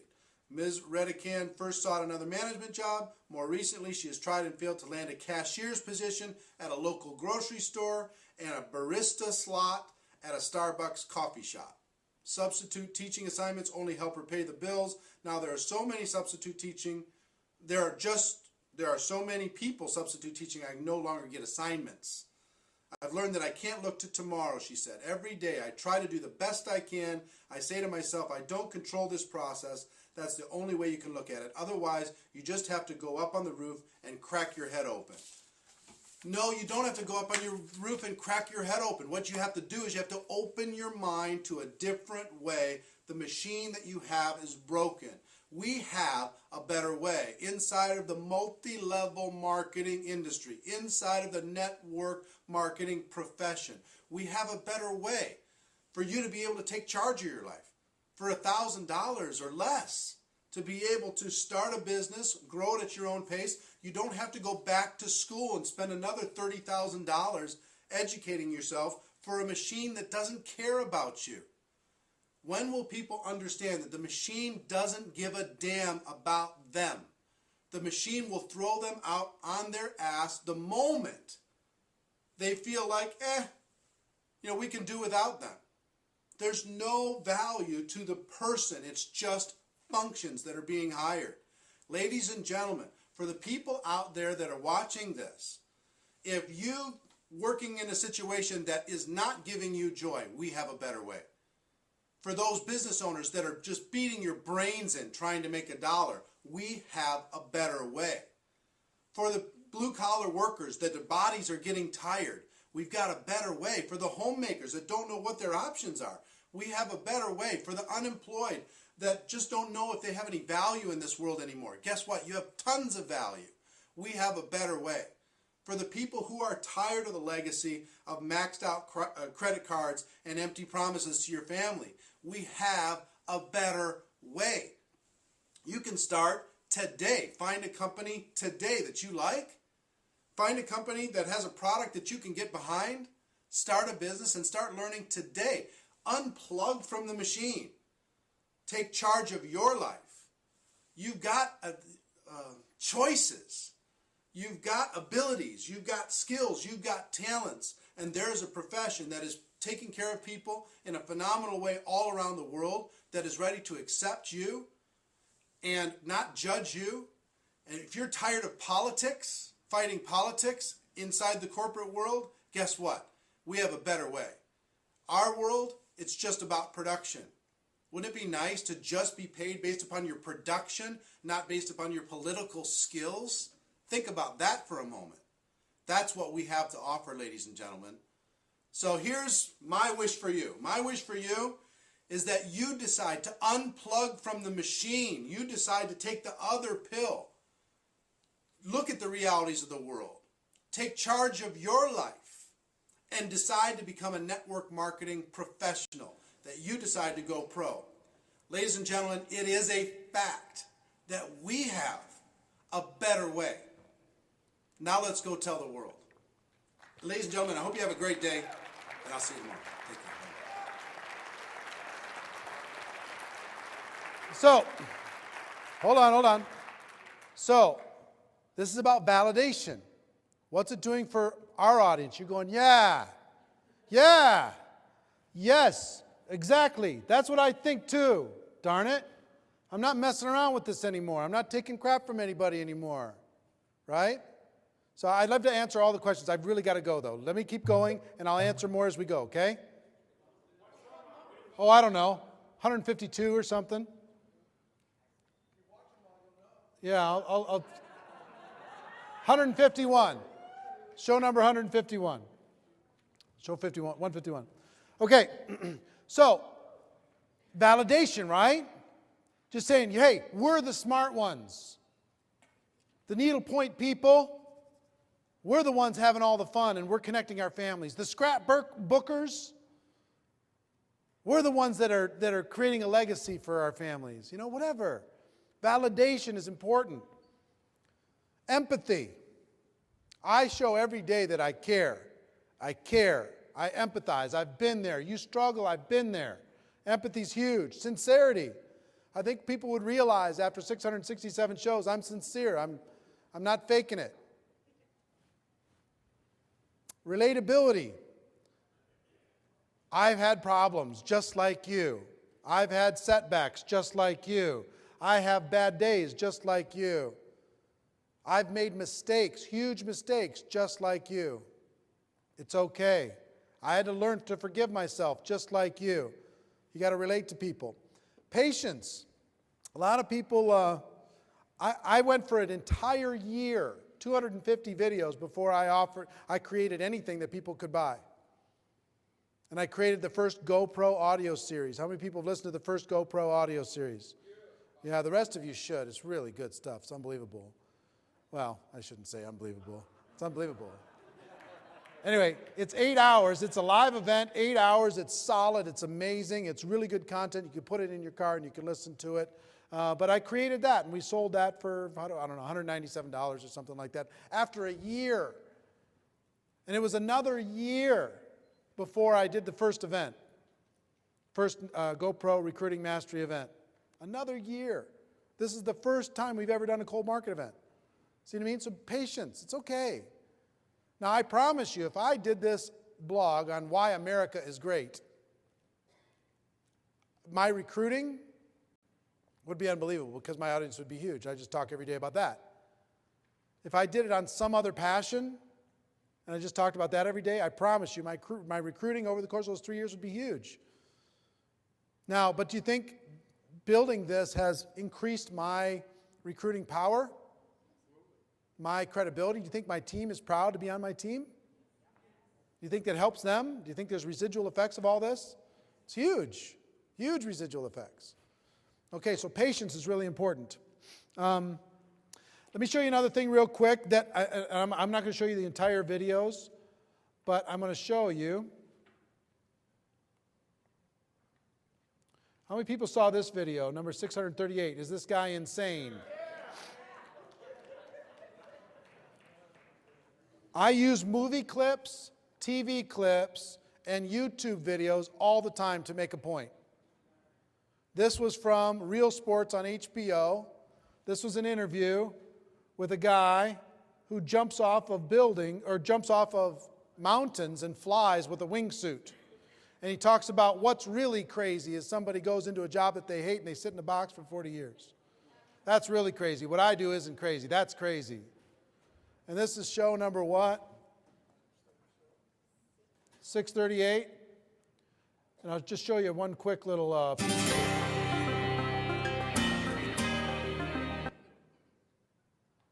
Okay, this is him.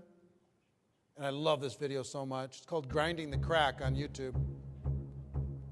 It's unbelievable. I'll just show you the very beginning.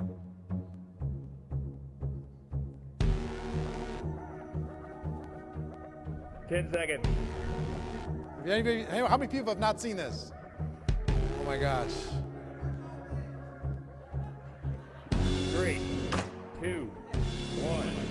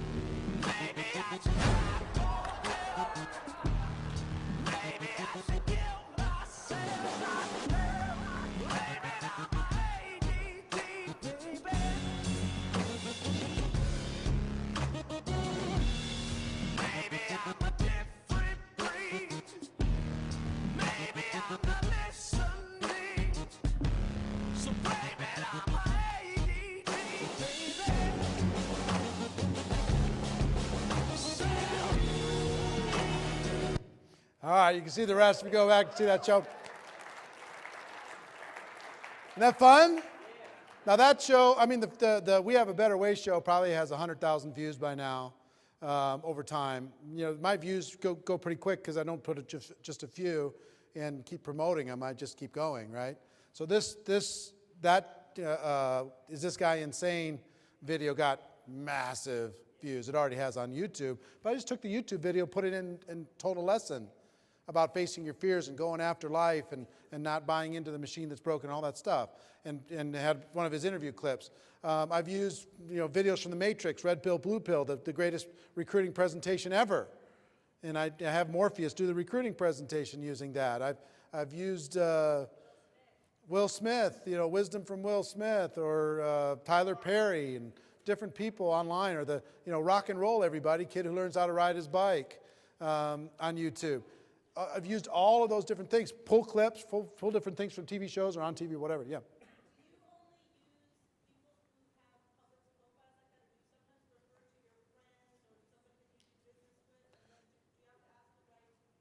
Do I only use public people like this, or do I use friends, different things?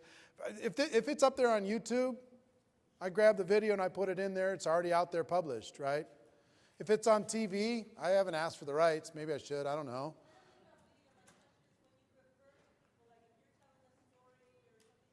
Oh, I'm sensitive if I'm referring to people, but I use examples all the time.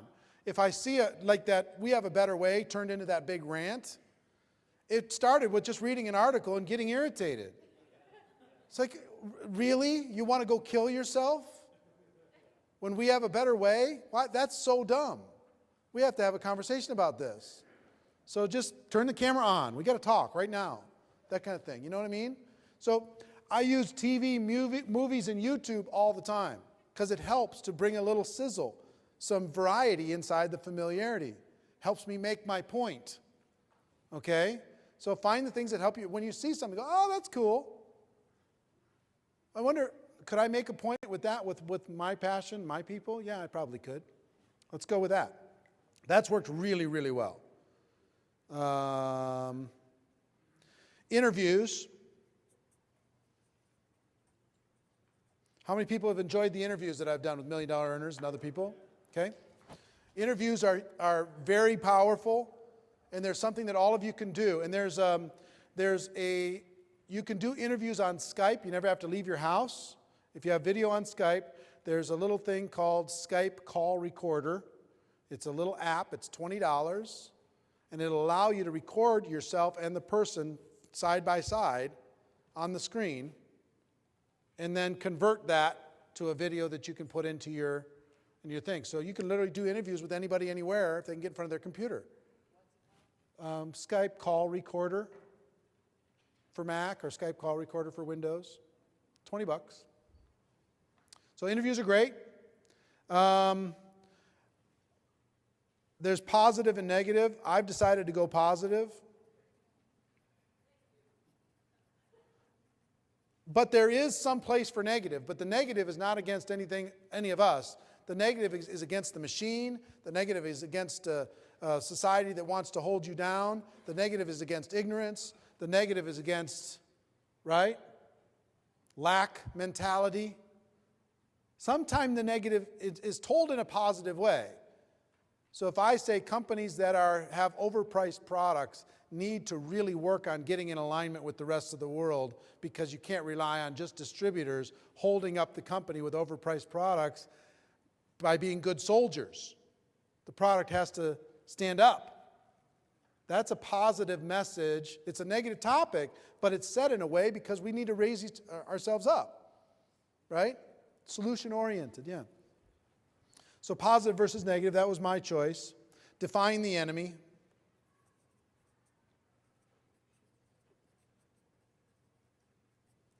And every one of your passions has an enemy.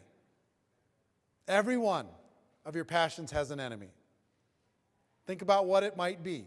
You know what I mean? So let's say, for example, you're into scrapbooking. The enemy is technology trying to tear our families apart and where we don't really talk to each other as much anymore, and we're not spending time with each other as much anymore.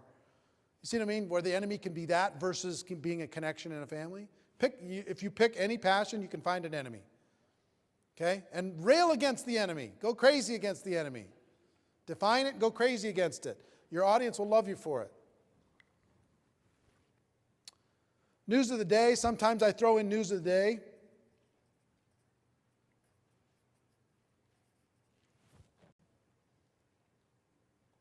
And I'll tell you, one of the greatest things I have, guess where most of my views come from every day? The archives. 667 videos always outdoes whatever video I'm doing every day. It's just got such a life, people are going through, they're getting caught up. So if you create a body of work, that body of work, now I haven't done a good job of categorizing it. I started doing that. All the categories are out of date on the other side. Just go to all videos and start there, because all the other categories I haven't updated in a long time. The new web page will help with that, okay? Okay, archives. These are the lessons that I've learned in this process. My biggest encouragement for you is you will get so much value from this you won't even believe it, and you're going to be intimidated for a little bit. If you want to do it as grand as I did it, I paid some other people to do it, so it probably cost me $5,000 to put it all together. To pay somebody to put up the website and do the little open and close and buy my flip cam and get the $97 Final Cut Express and start down this process. But you don't have to do that. You can start today with your phone, and you can create a video that you could put on a fan page today and just start. You don't have to wait 30 days.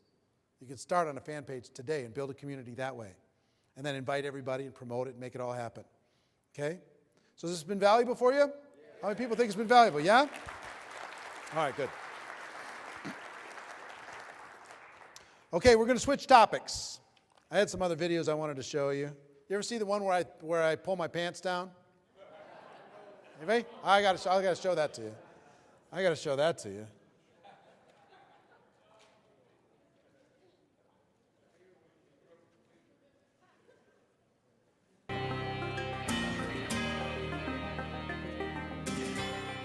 This is Eric Worre, and welcome to NetworkMarketingPro.com. I will tell you, every once in a while I get an attitude. There are people in the world, today's one of those days, just fair warning. There are people in the world that have this opinion of network marketing. They think they know everything about it.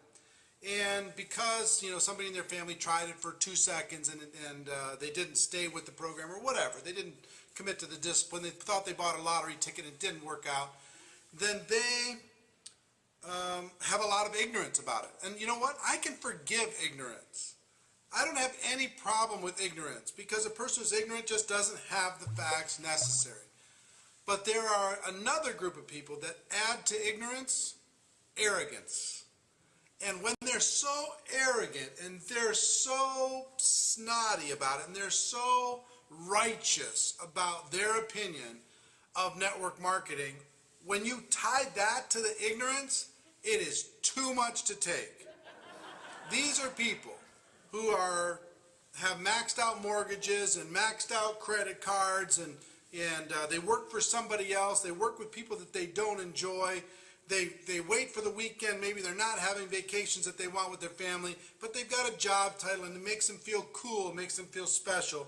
And they especially like helping other people who are, in my opinion, the most courageous people in the world, people who are going against the grain by creating their own future, entrepreneurial, mindseted people who get involved in network marketing.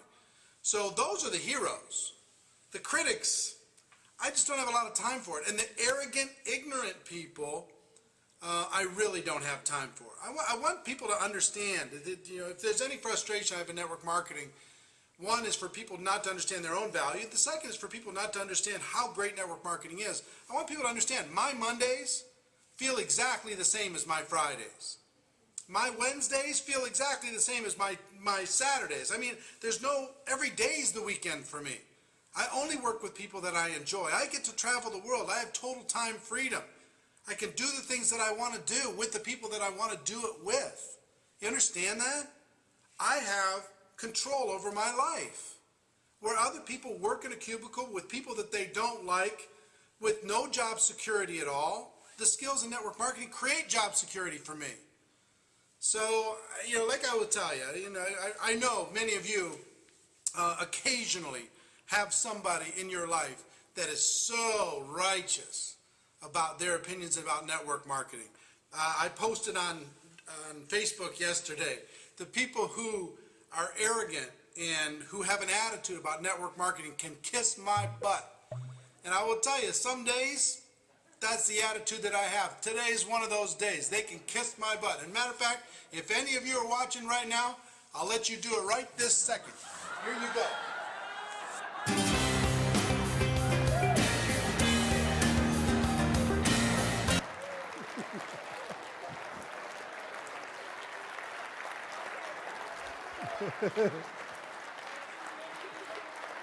Right? Yeah, right? What episode was that? I don't know. I'll find out. Oh. Hold on. I'll find it. I know. 5:52. Yeah.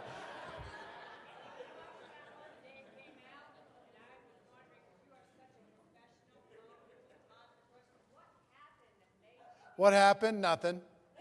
What happened? It's just I felt like I put that post up, got a huge response on Facebook, and I said, you know what, okay. Maybe I was trying to, I didn't have an attitude, I was trying to give you an attitude. I wasn't upset, I wanted to make you proud. And I wanted you to just say, screw those people. We don't need their arrogance. Ignorance is okay, we'll forgive that. But arrogance on top of it, enough already. So anyway, I got to move. Here's the thing. Can I ask for 15 extra minutes? Is that okay? And if you got to go, if you got flights, I'm sorry. I'm going to do as best I can, but I got to cover two very important topics in the next 45 minutes. Okay? And when I was picking these videos out this morning, one thing I realized, the next event, we got to play some of the best, like between meetings or between sessions or at the beginning of sessions, just to break it up and have fun. One of my notes for the future, but there's some good ones in there. There's a lot of bad ones in there too, by the way. You can go through and it's just like, I didn't get much from that. But it's all right. Next one will be good. So anyway, all right. I want to switch topics and talk about how to reapproach a burned out warm market. How do you reapproach a burned out warm market?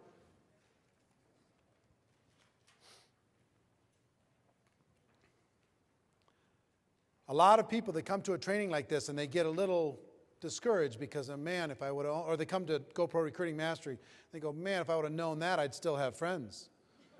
Man, if I would have known that, my family would have disowned me. Man, if I would have known that, I wouldn't have created this drama, running out there doing everything possibly wrong, ambushing people, accosting people, doing all these different things. So if you've got a group of 100 people that just don't want to hear anything from you, I want to talk to you about how to reopen the relationship in an appropriate way. Okay? 1 is apologize. Apologize. Reach out to those people with no agenda other than to say, you know what? I clearly made you feel uncomfortable. I did it wrong. I'm sorry about that. I'm sorry if that made you feel awkward and if it strained our relationship. I don't want that. Your relationship is more important to me. I got overwhelmed with my passion.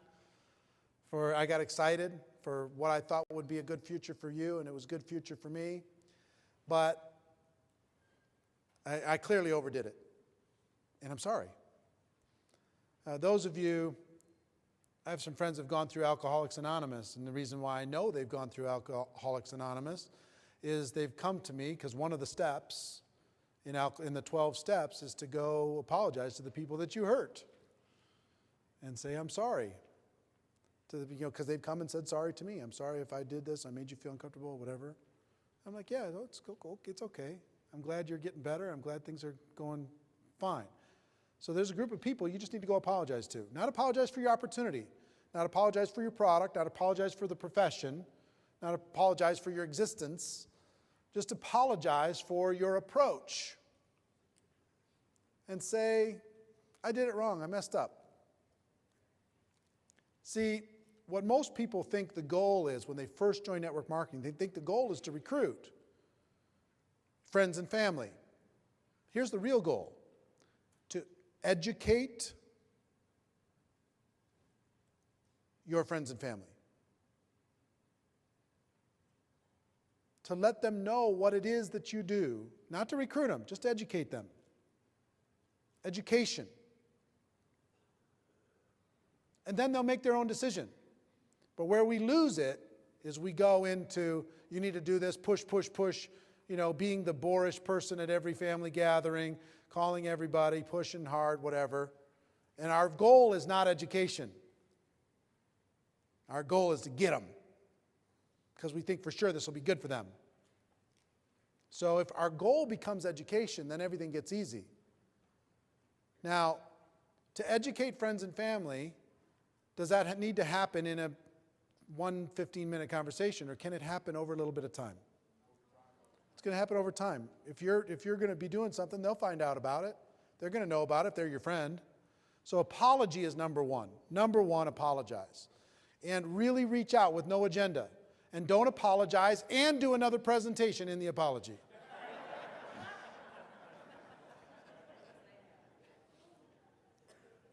Just apologize and that's it. I didn't mean to make you feel uncomfortable. Sorry about that. Okay? That's number one. Number two.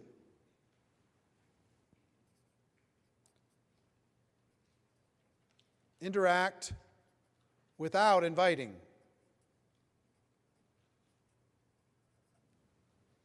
If you've expressed the fact that you are so sold out that every time you're in any proximity to anyone, you're inviting. And that has resulted in people pulling way back and avoiding you, Teach them that you can have an interaction with them. You can go to lunch with them and not mention a thing. And just go home after lunch. Because they'll ask you, but you don't have to tell them if they're friends or family. You don't have to tell them. Let them ask. Interact without inviting. Really critical. Because they'll go, wow, that was nice. Make a phone call and say hello without doing an invitation. No agenda. How many times do you get a no agenda phone call? I just wanted to say hi. Call back 15 minutes later. Now that we said hi, now I would like to recruit you. Right? But just interact without inviting to this group that's been burned out. That's the critical key. Interact without inviting. It's going to be hard for many of you because you've been in such an inviting mode. Oh, you're limping? Oh, I have something for that. Right? Be careful. 3. Goal over the long term with a burned out warm market is understanding and education. Not recruiting. Just understanding and education. In my apology, I would put a little bit of inoculation. In my apology, I would say, look, I'm sorry. I'm not asking anything of you. It's not important to me that you become involved in any way. Your friendship's more important than business, way more important. But I'll tell you what I do love is the fact that you support me, that you're my friend. Just that you support me, in chasing my dream, as crazy it might be. That means the world to me. I would say that, because that sets up your relationship in the future. Understanding and education. Once you focus on these two things, you're good. Life gets good. Life gets simple. Life gets easy. That's what Jordan does every single day. He's great at it. At understanding and education without pitching. If you see the parodies of network marketing, they're carrying out the coffin, 6 people carrying out the coffin, and one guy's handing a business card over the top of it. Really? It's only funny because you've seen it happen or you've done it yourself in some form. Number 4, emotional deposits. Some of you are overdrawn in your emotional bank accounts with other people. If you make emotional deposits into another person, if you've been a taker or acted like a taker at the beginning, you've withdrawn your goodwill from this burnt out market. There's a bank account between you and that person.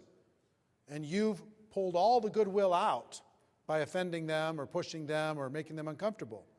So there's nothing in their bank account. And if there's nothing in there, nothing that you're going to do is going to get them to engage with you because they're empty. So when you interact without an agenda, that puts something into the bank account. When you call them without anything other than to just say hi and I appreciate your day, that puts a little bit more into the bank account. When you help them, how can I help you? You help them find a customer. You help them find a client. You connect them with somebody else. That puts more into the bank account. I'll do anything for David Fry. You know why? I told David Fry, David, I'd like to pay you for some of your time to show me how I can do better. And David said, well, come to Houston and we'll spend the day. I said, how much? He said, nothing. Really? You spend a day with me? Why? Because we're friends. Dude. He can ask anything he wants. Anything he wants, for as long as he wants. Because what did he just do? He put a deposit into my emotional piggy bank. He didn't say, that was a business decision for me. He said, we're friends. Jules Price and her wife, or her husband, Jeremy. We were down in Sarasota, Florida, and we did a little event, and we hung out, we went golfing, and I told him we were going to do this golf trip to Scotland and Ireland. And Jeremy's Scottish. He said, oh my gosh, I can help with this. And you know what? They set up everything. We stayed at their parents' home in Scotland, a 300-year-old house. These people cooked us breakfast every day, and they set us on our way, and they helped us get all connected with these golf courses. Jules and Jeremy can ask anything of me, anytime, because they made a deposit into my emotional piggy bank. I invited them to a show tomorrow night. Tonight. I picked up the tickets, because they're my friends. They made a deposit. You understand what I'm saying?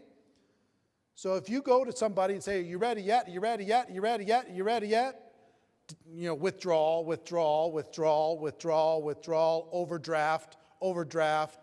overdraft, penalties, interest. You're creating this list that they can't. It's going to take a while. So you got to make deposits into your emotional people. The best networkers I know, Jordan Adler is a friend to people. He connects other people. He does it all the time without an agenda. And because of that, he's made more deposits in emotional piggy banks of other people around the world that if he picks up the phone and he says, hey, I'd like you to check something out.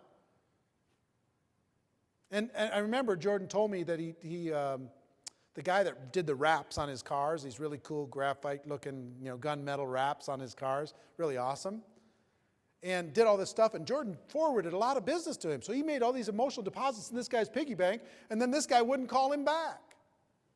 And what did that do to Jordan? That guy withdrew. He lost the deposits that were made by just not being courteous enough to call him back. When it came to send out cards, I shouldn't have said send out cards. First break, where it came to Jordan, well, everybody knows what Jordan's involved with. He just wanted to talk to him about how he could use that with his business. So when it came to his opportunity, he wouldn't call him back all of a sudden. So that withdrew in Jordan's emotional piggy bank, any deposit that guy made by doing a good job with what he did. So it's reciprocal. You can't be that person that doesn't follow up and doesn't return calls and doesn't RSVP and doesn't do all these different things and expect to be able to do it. So this is really big. Just think about all the relationships in your life and how can you make deposits into those emotional piggy banks, especially those that have been burned out. And you'll be amazed at how quickly things turn around. That's number 4. Number 5. Around these people, publicly use your product.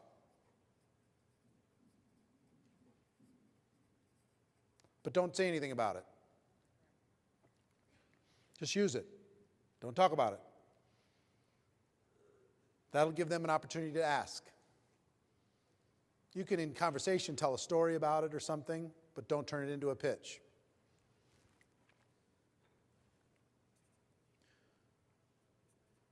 Number 6, talk about results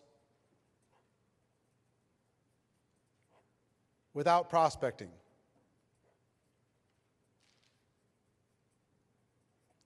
So here's what that means.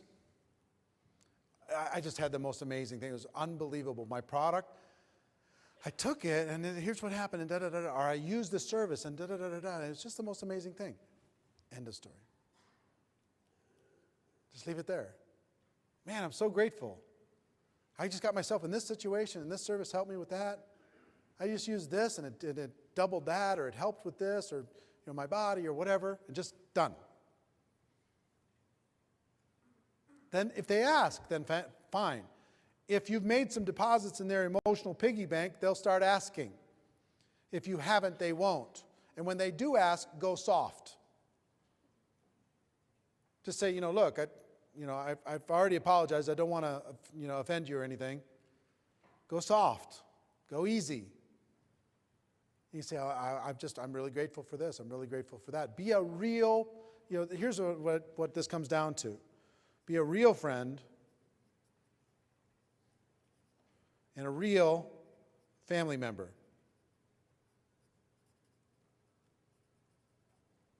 Real friend, real family member.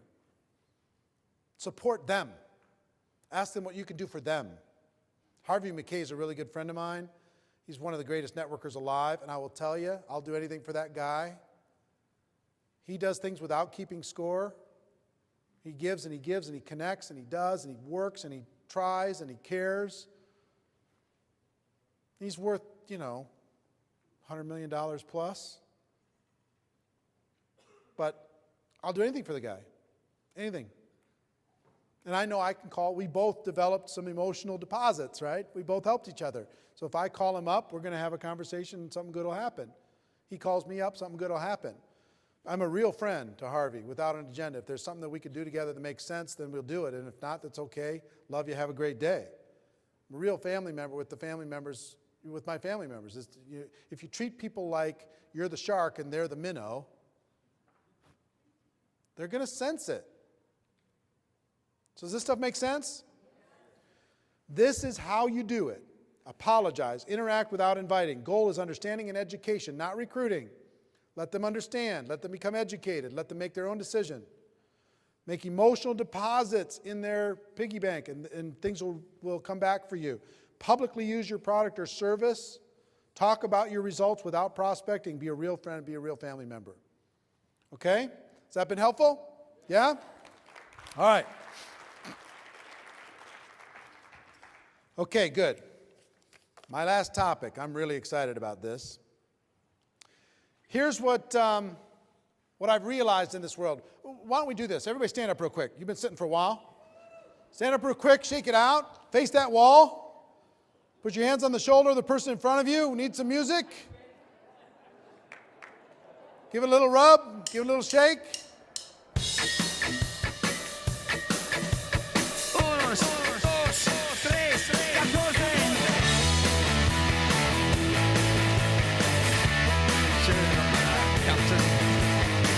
All right. Face the other wall, face the other wall. Lights go down, it's dark, the jungle is your head, can't rule your heart, a feeling so much stronger than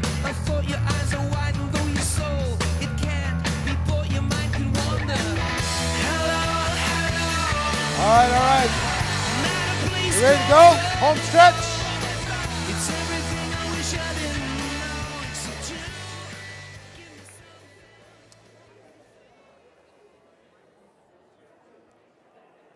The next 30 minutes may be the most important 30 minutes of your entire career. These next 30 minutes may be the most, for the people that I'm hoping to reach, whether you're online or in this room, the next 30 minutes are the most important.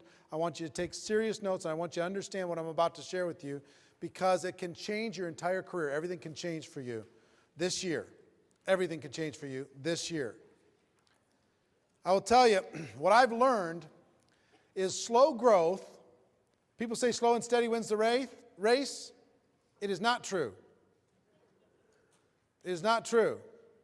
In our business, there's a burst of energy, and then maintenance, and then another burst of energy, and then maintenance, and then another burst of energy that gets you to where you need to go. See, if this here is the airport and the runway, and we have a little airplane here.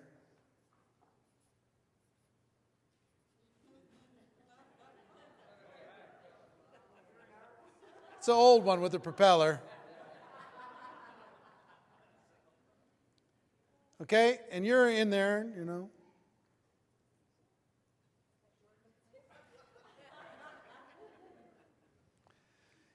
Any pilots in the room?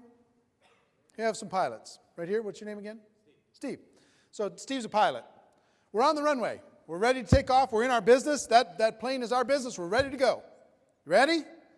And we put it to 20% throttle. Let's go. Are we going to get off the ground at all? All right. Fair enough. 40% throttle. That's double. No? Not going to get off the ground? 60%? Yes? At 60? Any pilots in the room say you can get off the ground at 60? Can't, right? 70? 80? 90? 95? 100%, right? Full throttle. You put the pedal down, boom, and you get off the ground. And it takes you to an elevation. Now, do you have to stay at full throttle for the entire trip? If you're at full throttle and we take off from Las Vegas and we're going to New York, and we're full throttle to take off, if we keep it at full throttle, how far are we going to get? We're not going to make it to New York. We're going to burn through all that fuel and we're going to have a problem. See, if you don't go full throttle, all you have to look forward to is trees at the end of the runway. That slow and steady wins the race. I'm just going to go slow and steady. I'm just going to slow and steady. I'm just going to, if I recruit one a month, and if everybody in my group recruits one a month, and that's going to be 1,000 people at the end of the first year, and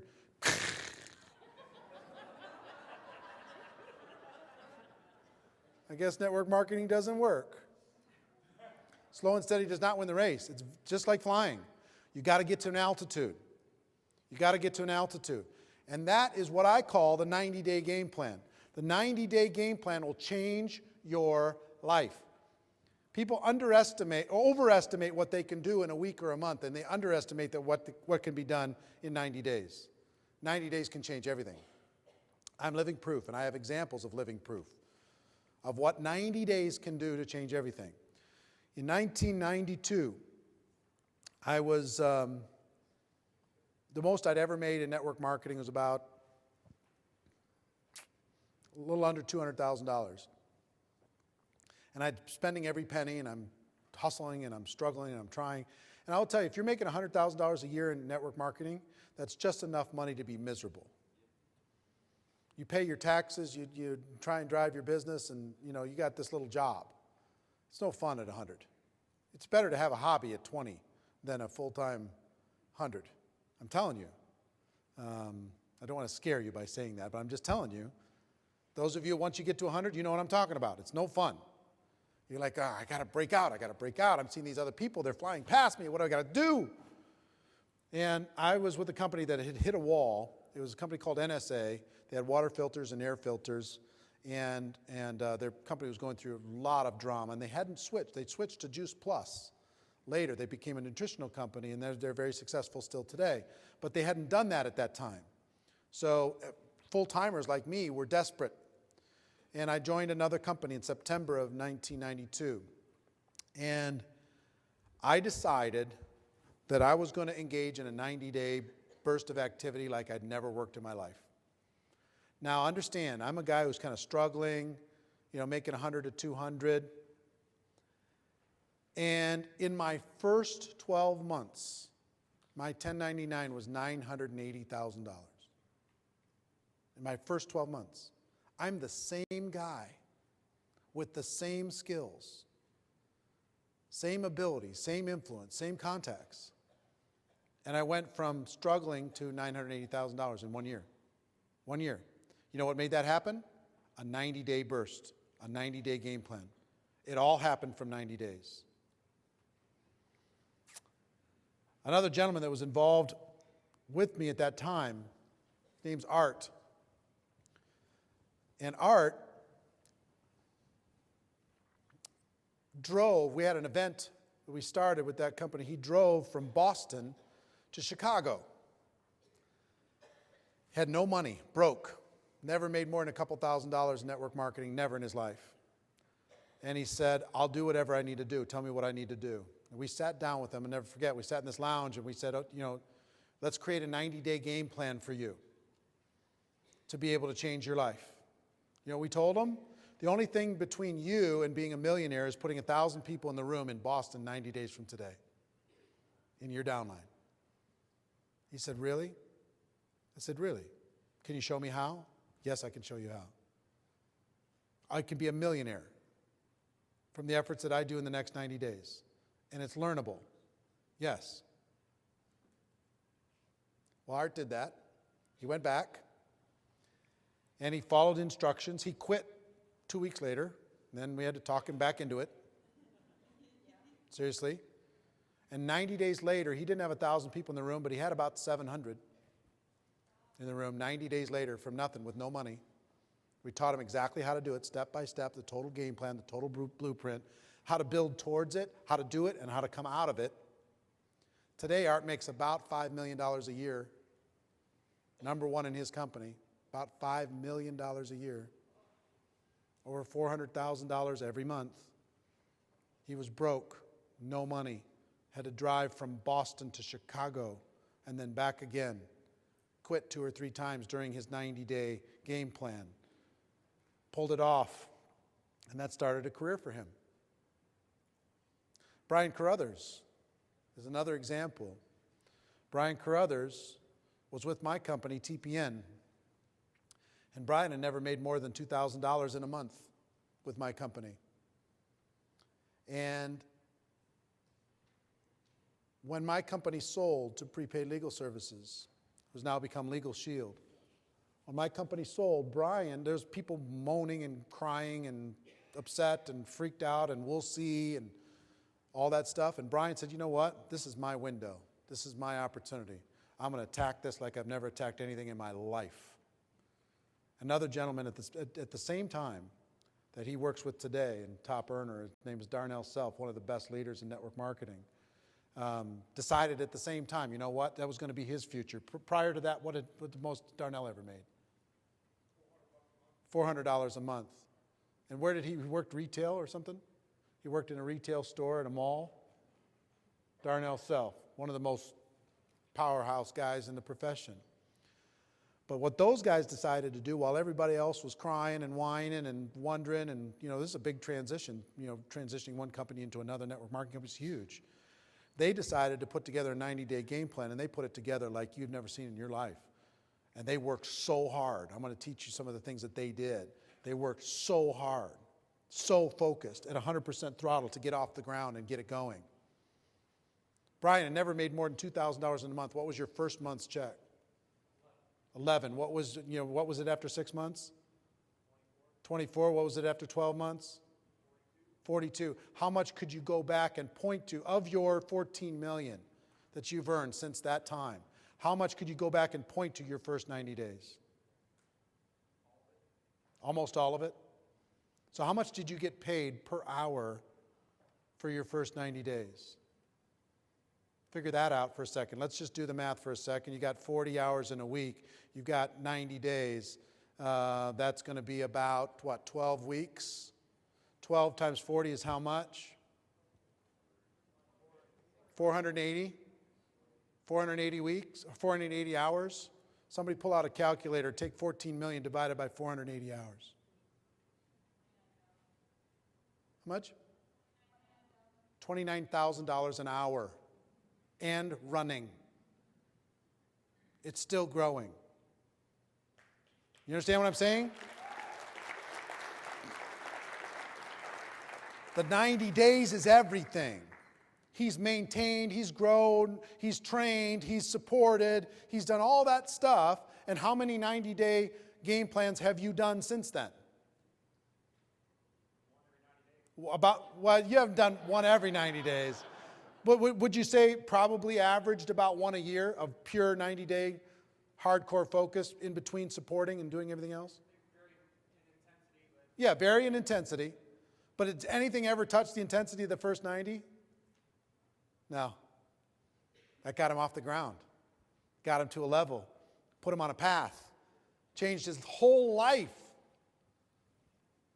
Darnell's earned how much? 8 million during the same period of time. How much of that 8 million could he point to the first 90 days? Almost all of it. Isn't that something? Myself, 2005, I was in a tough spot. I had my financial world got rocked. I invested with a company about $9.5 million into a traditional personal development company, a media company that didn't work. Fired myself, came back to the network marketing profession as a builder, and I decided I had to work like my life hung in the balance. My first 90 days, I hit it hard. And I'm going to show you what that looked like. But I made $7 million in the next 6 years in commissions. Almost all of it I could point to the first 90 days. So it's not the first 90 days when you're starting something, it's any 90-day period you choose. Stay right where you're at, draw a new line, and pick a 90-day blast and go full throttle right here. This 90-day burst is everything. Now, slow and steady does not win the race. 90 days can totally change your life. Here's what it's like.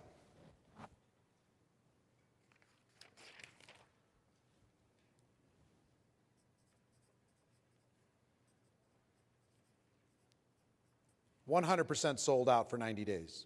You know what? You can't maintain this intensity just like you can't keep full throttle for forever. You'll burn yourself out, but you can do anything for 90 days. Here's what I did. I decided, how many people are full-time? All right, how many part-time? All right. If it's full-time, let me show you what it looks like. It starts for me at 8 a.m. every day, and it finishes at midnight every day for 90 days. I took Sundays off. That was it, kind of, during the 90 days. But it was 16 hours a day. You know what I learned about a 16-hour day? Nobody does it. Everybody talks about one 16-hour day they did one time, and they just brag about it like crazy. But try 16 hours a day for 90 days. You are lonely a lot. You are pounding it a lot. What it looks like is total sellout. What it looks like is 100 phone calls a day. What it looks like is getting face-to-face with 10 people a day. What it looks like is doing recruiting conference calls and webinars 6-8 times every day. What it looks like is putting together your leadership team and getting that leadership team excited about your vision and your intensity and the focus of your goal because you're good pushing towards a big event. One of the things that I coached Darnell on is that he needed to put together an event. And he needed to build his team towards an event. He really needed to do that to go to the next level. What happened, Brian, after he did that? Explosion, right? How many people does he have at his events now? 4,000. Does these huge events, builds, meetings make money, right? So what I did in 2005, I put an event in place, one event in place, and the company had their convention. The event was 60 days after I launched. And I told everybody, the event was in Chicago, get to Chicago, get to Chicago, future's in Chicago, the training's in Chicago, your life is in Chicago, you do planes, trains, automobiles, you can't miss it. Put a team together, promote, and in 60 days we had, I don't know, 350, 400 people. Flew in, drove in to Chicago. And 60 days after that, we had, I don't know, over 1,000 people at the convention in our group from a standing start 4 months later. Turned it into 7 million. Okay? So total focus. Hitting it from every angle. You know what you have to do this? I'm only talking to the serious people here now. If you want to change your life in 2012 and be able to look forward 10 years from now and point back to a 90-day period in 2012 where you changed everything. You went from being average to extraordinary. You went from being invisible to being known. You went from being a distributor to being a rock star. Right? That's what I want for you. But what you have to do in order to do this is you've got to clear the slate. You've got to talk to everybody that's important in your family. You've got to pick your 90-day period of time. You've got to say, look, what I had to do is negotiate with my family and say, you know, look, I'm going to be gone for 90 days. It's literally like I'm going to be deployed overseas for 90 days. I'm still going to be in the house, but I'm not going to be here.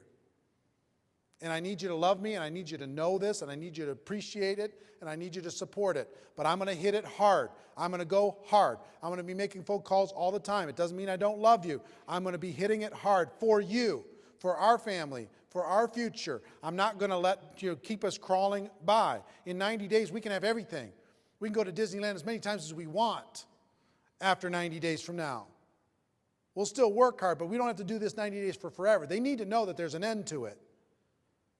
That you're going to do it for these 3 months, and then you're going to plug back in, and then you're going to make it look like you're still doing that, but you're going to be supporting your team and training and nurturing and the different things that you do in your team.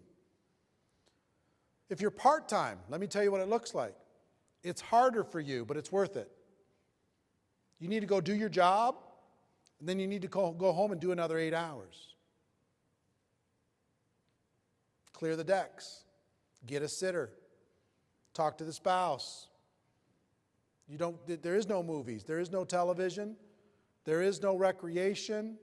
There's just total sold-out focus. How much did you sleep in that first 90 days, Brian? Not a lot. Huh? About half of what you do now. On an average night, how much did you sleep? 5 hours. And of the other 19 hours, how much of that was devoted white hot to building? 2 30-minute meals, and the rest of it was building. That's what it takes. If you really want a rock star future, I'm talking to the people in this room that want this. That say, you know what, I'm tired of messing around. I'm tired of crawling. I'm tired of limping along. I'm tired of people in my upline saying you're not worth anything, or even just inferring it by how they look at me and how they talk to me. I'm tired of my family saying, are you ever going to do anything with this thing? You're just going to mess around and waste everybody's time. I'm tired of crawling through life.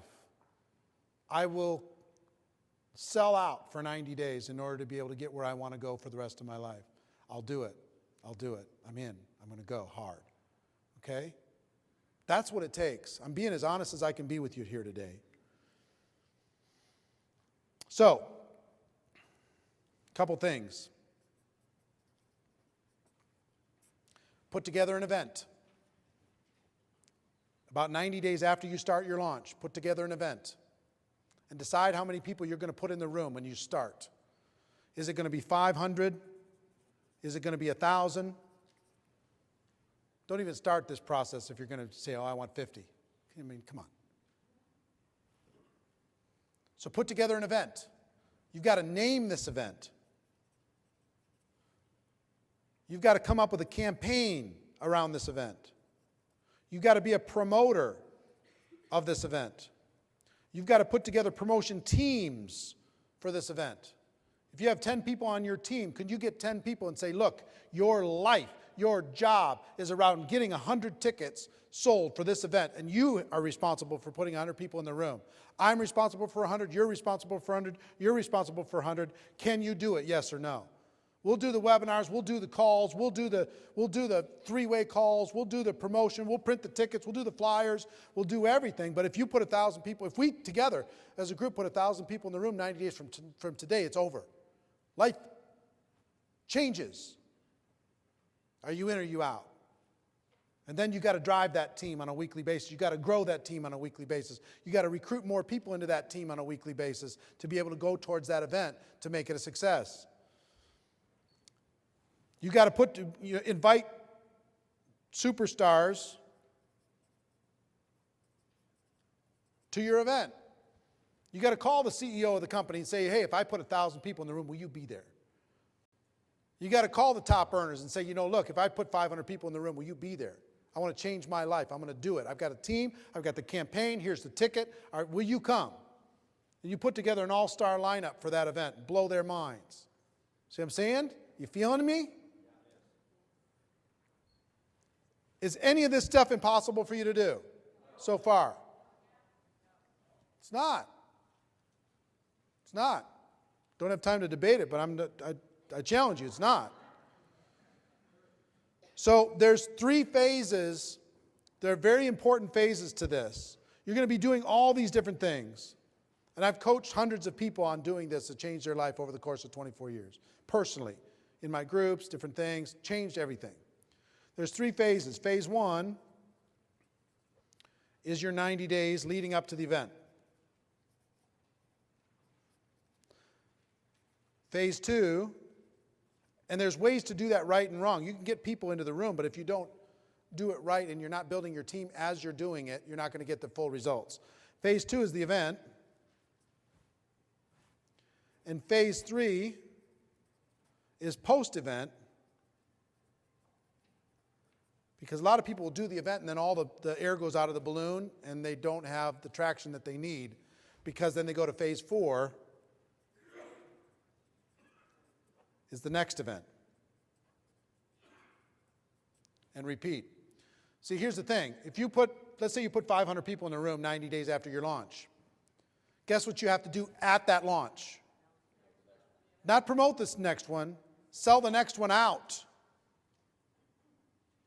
Get everybody in the room to get 10 or 20 tickets for the next one that's going to be 90 days after that. And challenge them to fill those tickets with bodies. Whatever price you want, $5 a ticket, $10 a ticket, doesn't matter. But have a volume discount to be able to do that. Now they're all focused and engaged in another 12-week campaign to fill up the next one. Guess what this requires? A leader. Somebody who says, we're going to make it so. Right? So all of these phases are important. I'm running out of time. Let me tell you what I'm going to do. I just decided to do this earlier this weekend. I've never done this before. This whole 90-day campaign concept of how do you get your head around it, how do you plan it, how do you structurally put the event together, the promotion process, how do you get all of that, how do you assemble the team, how do you motivate the team, communicate with the team, etc. How do you actually do the event in a way that gets results? How do you come out of the event and keep people moving, plug all the people recruited into a training structure, and then have the next event set so you can move towards that, and basically how to map out a 12-month pattern. I'm going to do a once only, well, I don't know if it's once ever, but I've never done it before. I'm going to do a very small training event in Minneapolis, 3 days, on this topic only, 2.5 days. It'll be Friday, Saturday, half day, Sunday, like this. It's for 100 people maximum, because it's going to be very personal. It's going to be, you're going to leave there with a roadmap. complete roadmap, A to Z, everything. We're going to talk through all of that stuff. And so it's going to be a lot of private time that we're going to spend doing that. Limiting it to 100 people. It's not going to be streamed. I can't stream it because this is personal. People are, they're going to be talking about their companies and what they're doing. We're not going to be doing any promotion, but I'm going to be helping people create a specific roadmap for this. I wish I could stream it. I just don't think it would be fair for the people in the room that are doing that. And I'm not going to create a home study course from it because, again, this is going to be an intensive boot camp just for that weekend. Okay? It's going to be August 10th through the 12th. August 10th through the 12th in Minneapolis, my hometown. So you got to find your way to Minneapolis. It's not going to be glitzy. It's not going to be glamorous. It's going to be work. And you're going to leave there with a plan. Why am I doing it in August?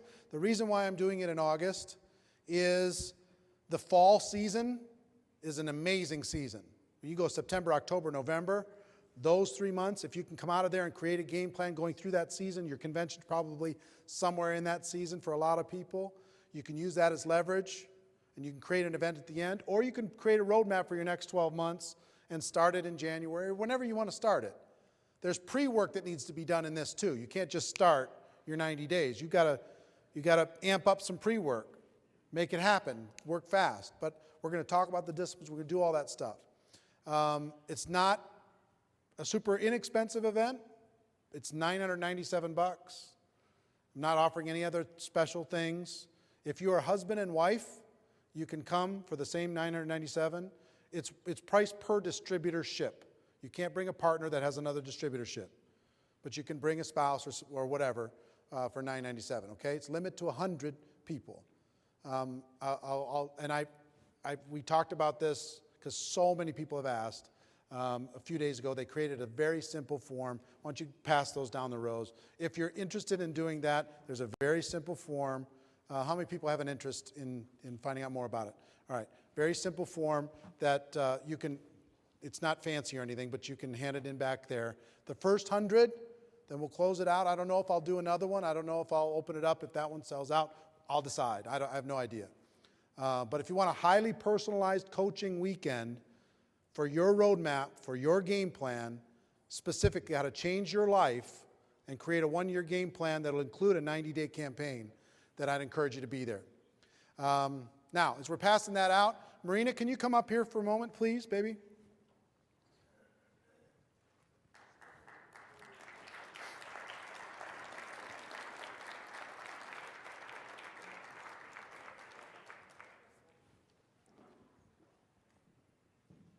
If you haven't met my wife, this is my wife, Marina. I cannot do any of these things without this girl. So she helps with a lot of customer service inside of the organization, and she helps me in more ways than you can imagine. But we wanted to come up and thank a few people. Number one, my mom and dad are in the back. Can you see my mom and dad in the corner back there? They came to help out. I think we got the greatest mom and dad in the world. The people who did the production for this entire weekend, all the details, the Cash Media people, they're amazing. Any of you looking to do an event, they do a great job. I highly recommend them. Number three is our little staff, Network Marketing Pro. There's Casey back there. Casey, how you doing, brother? Michelle back there, who helps with events. Chad Porter, who manages everything. Chad, you're the man.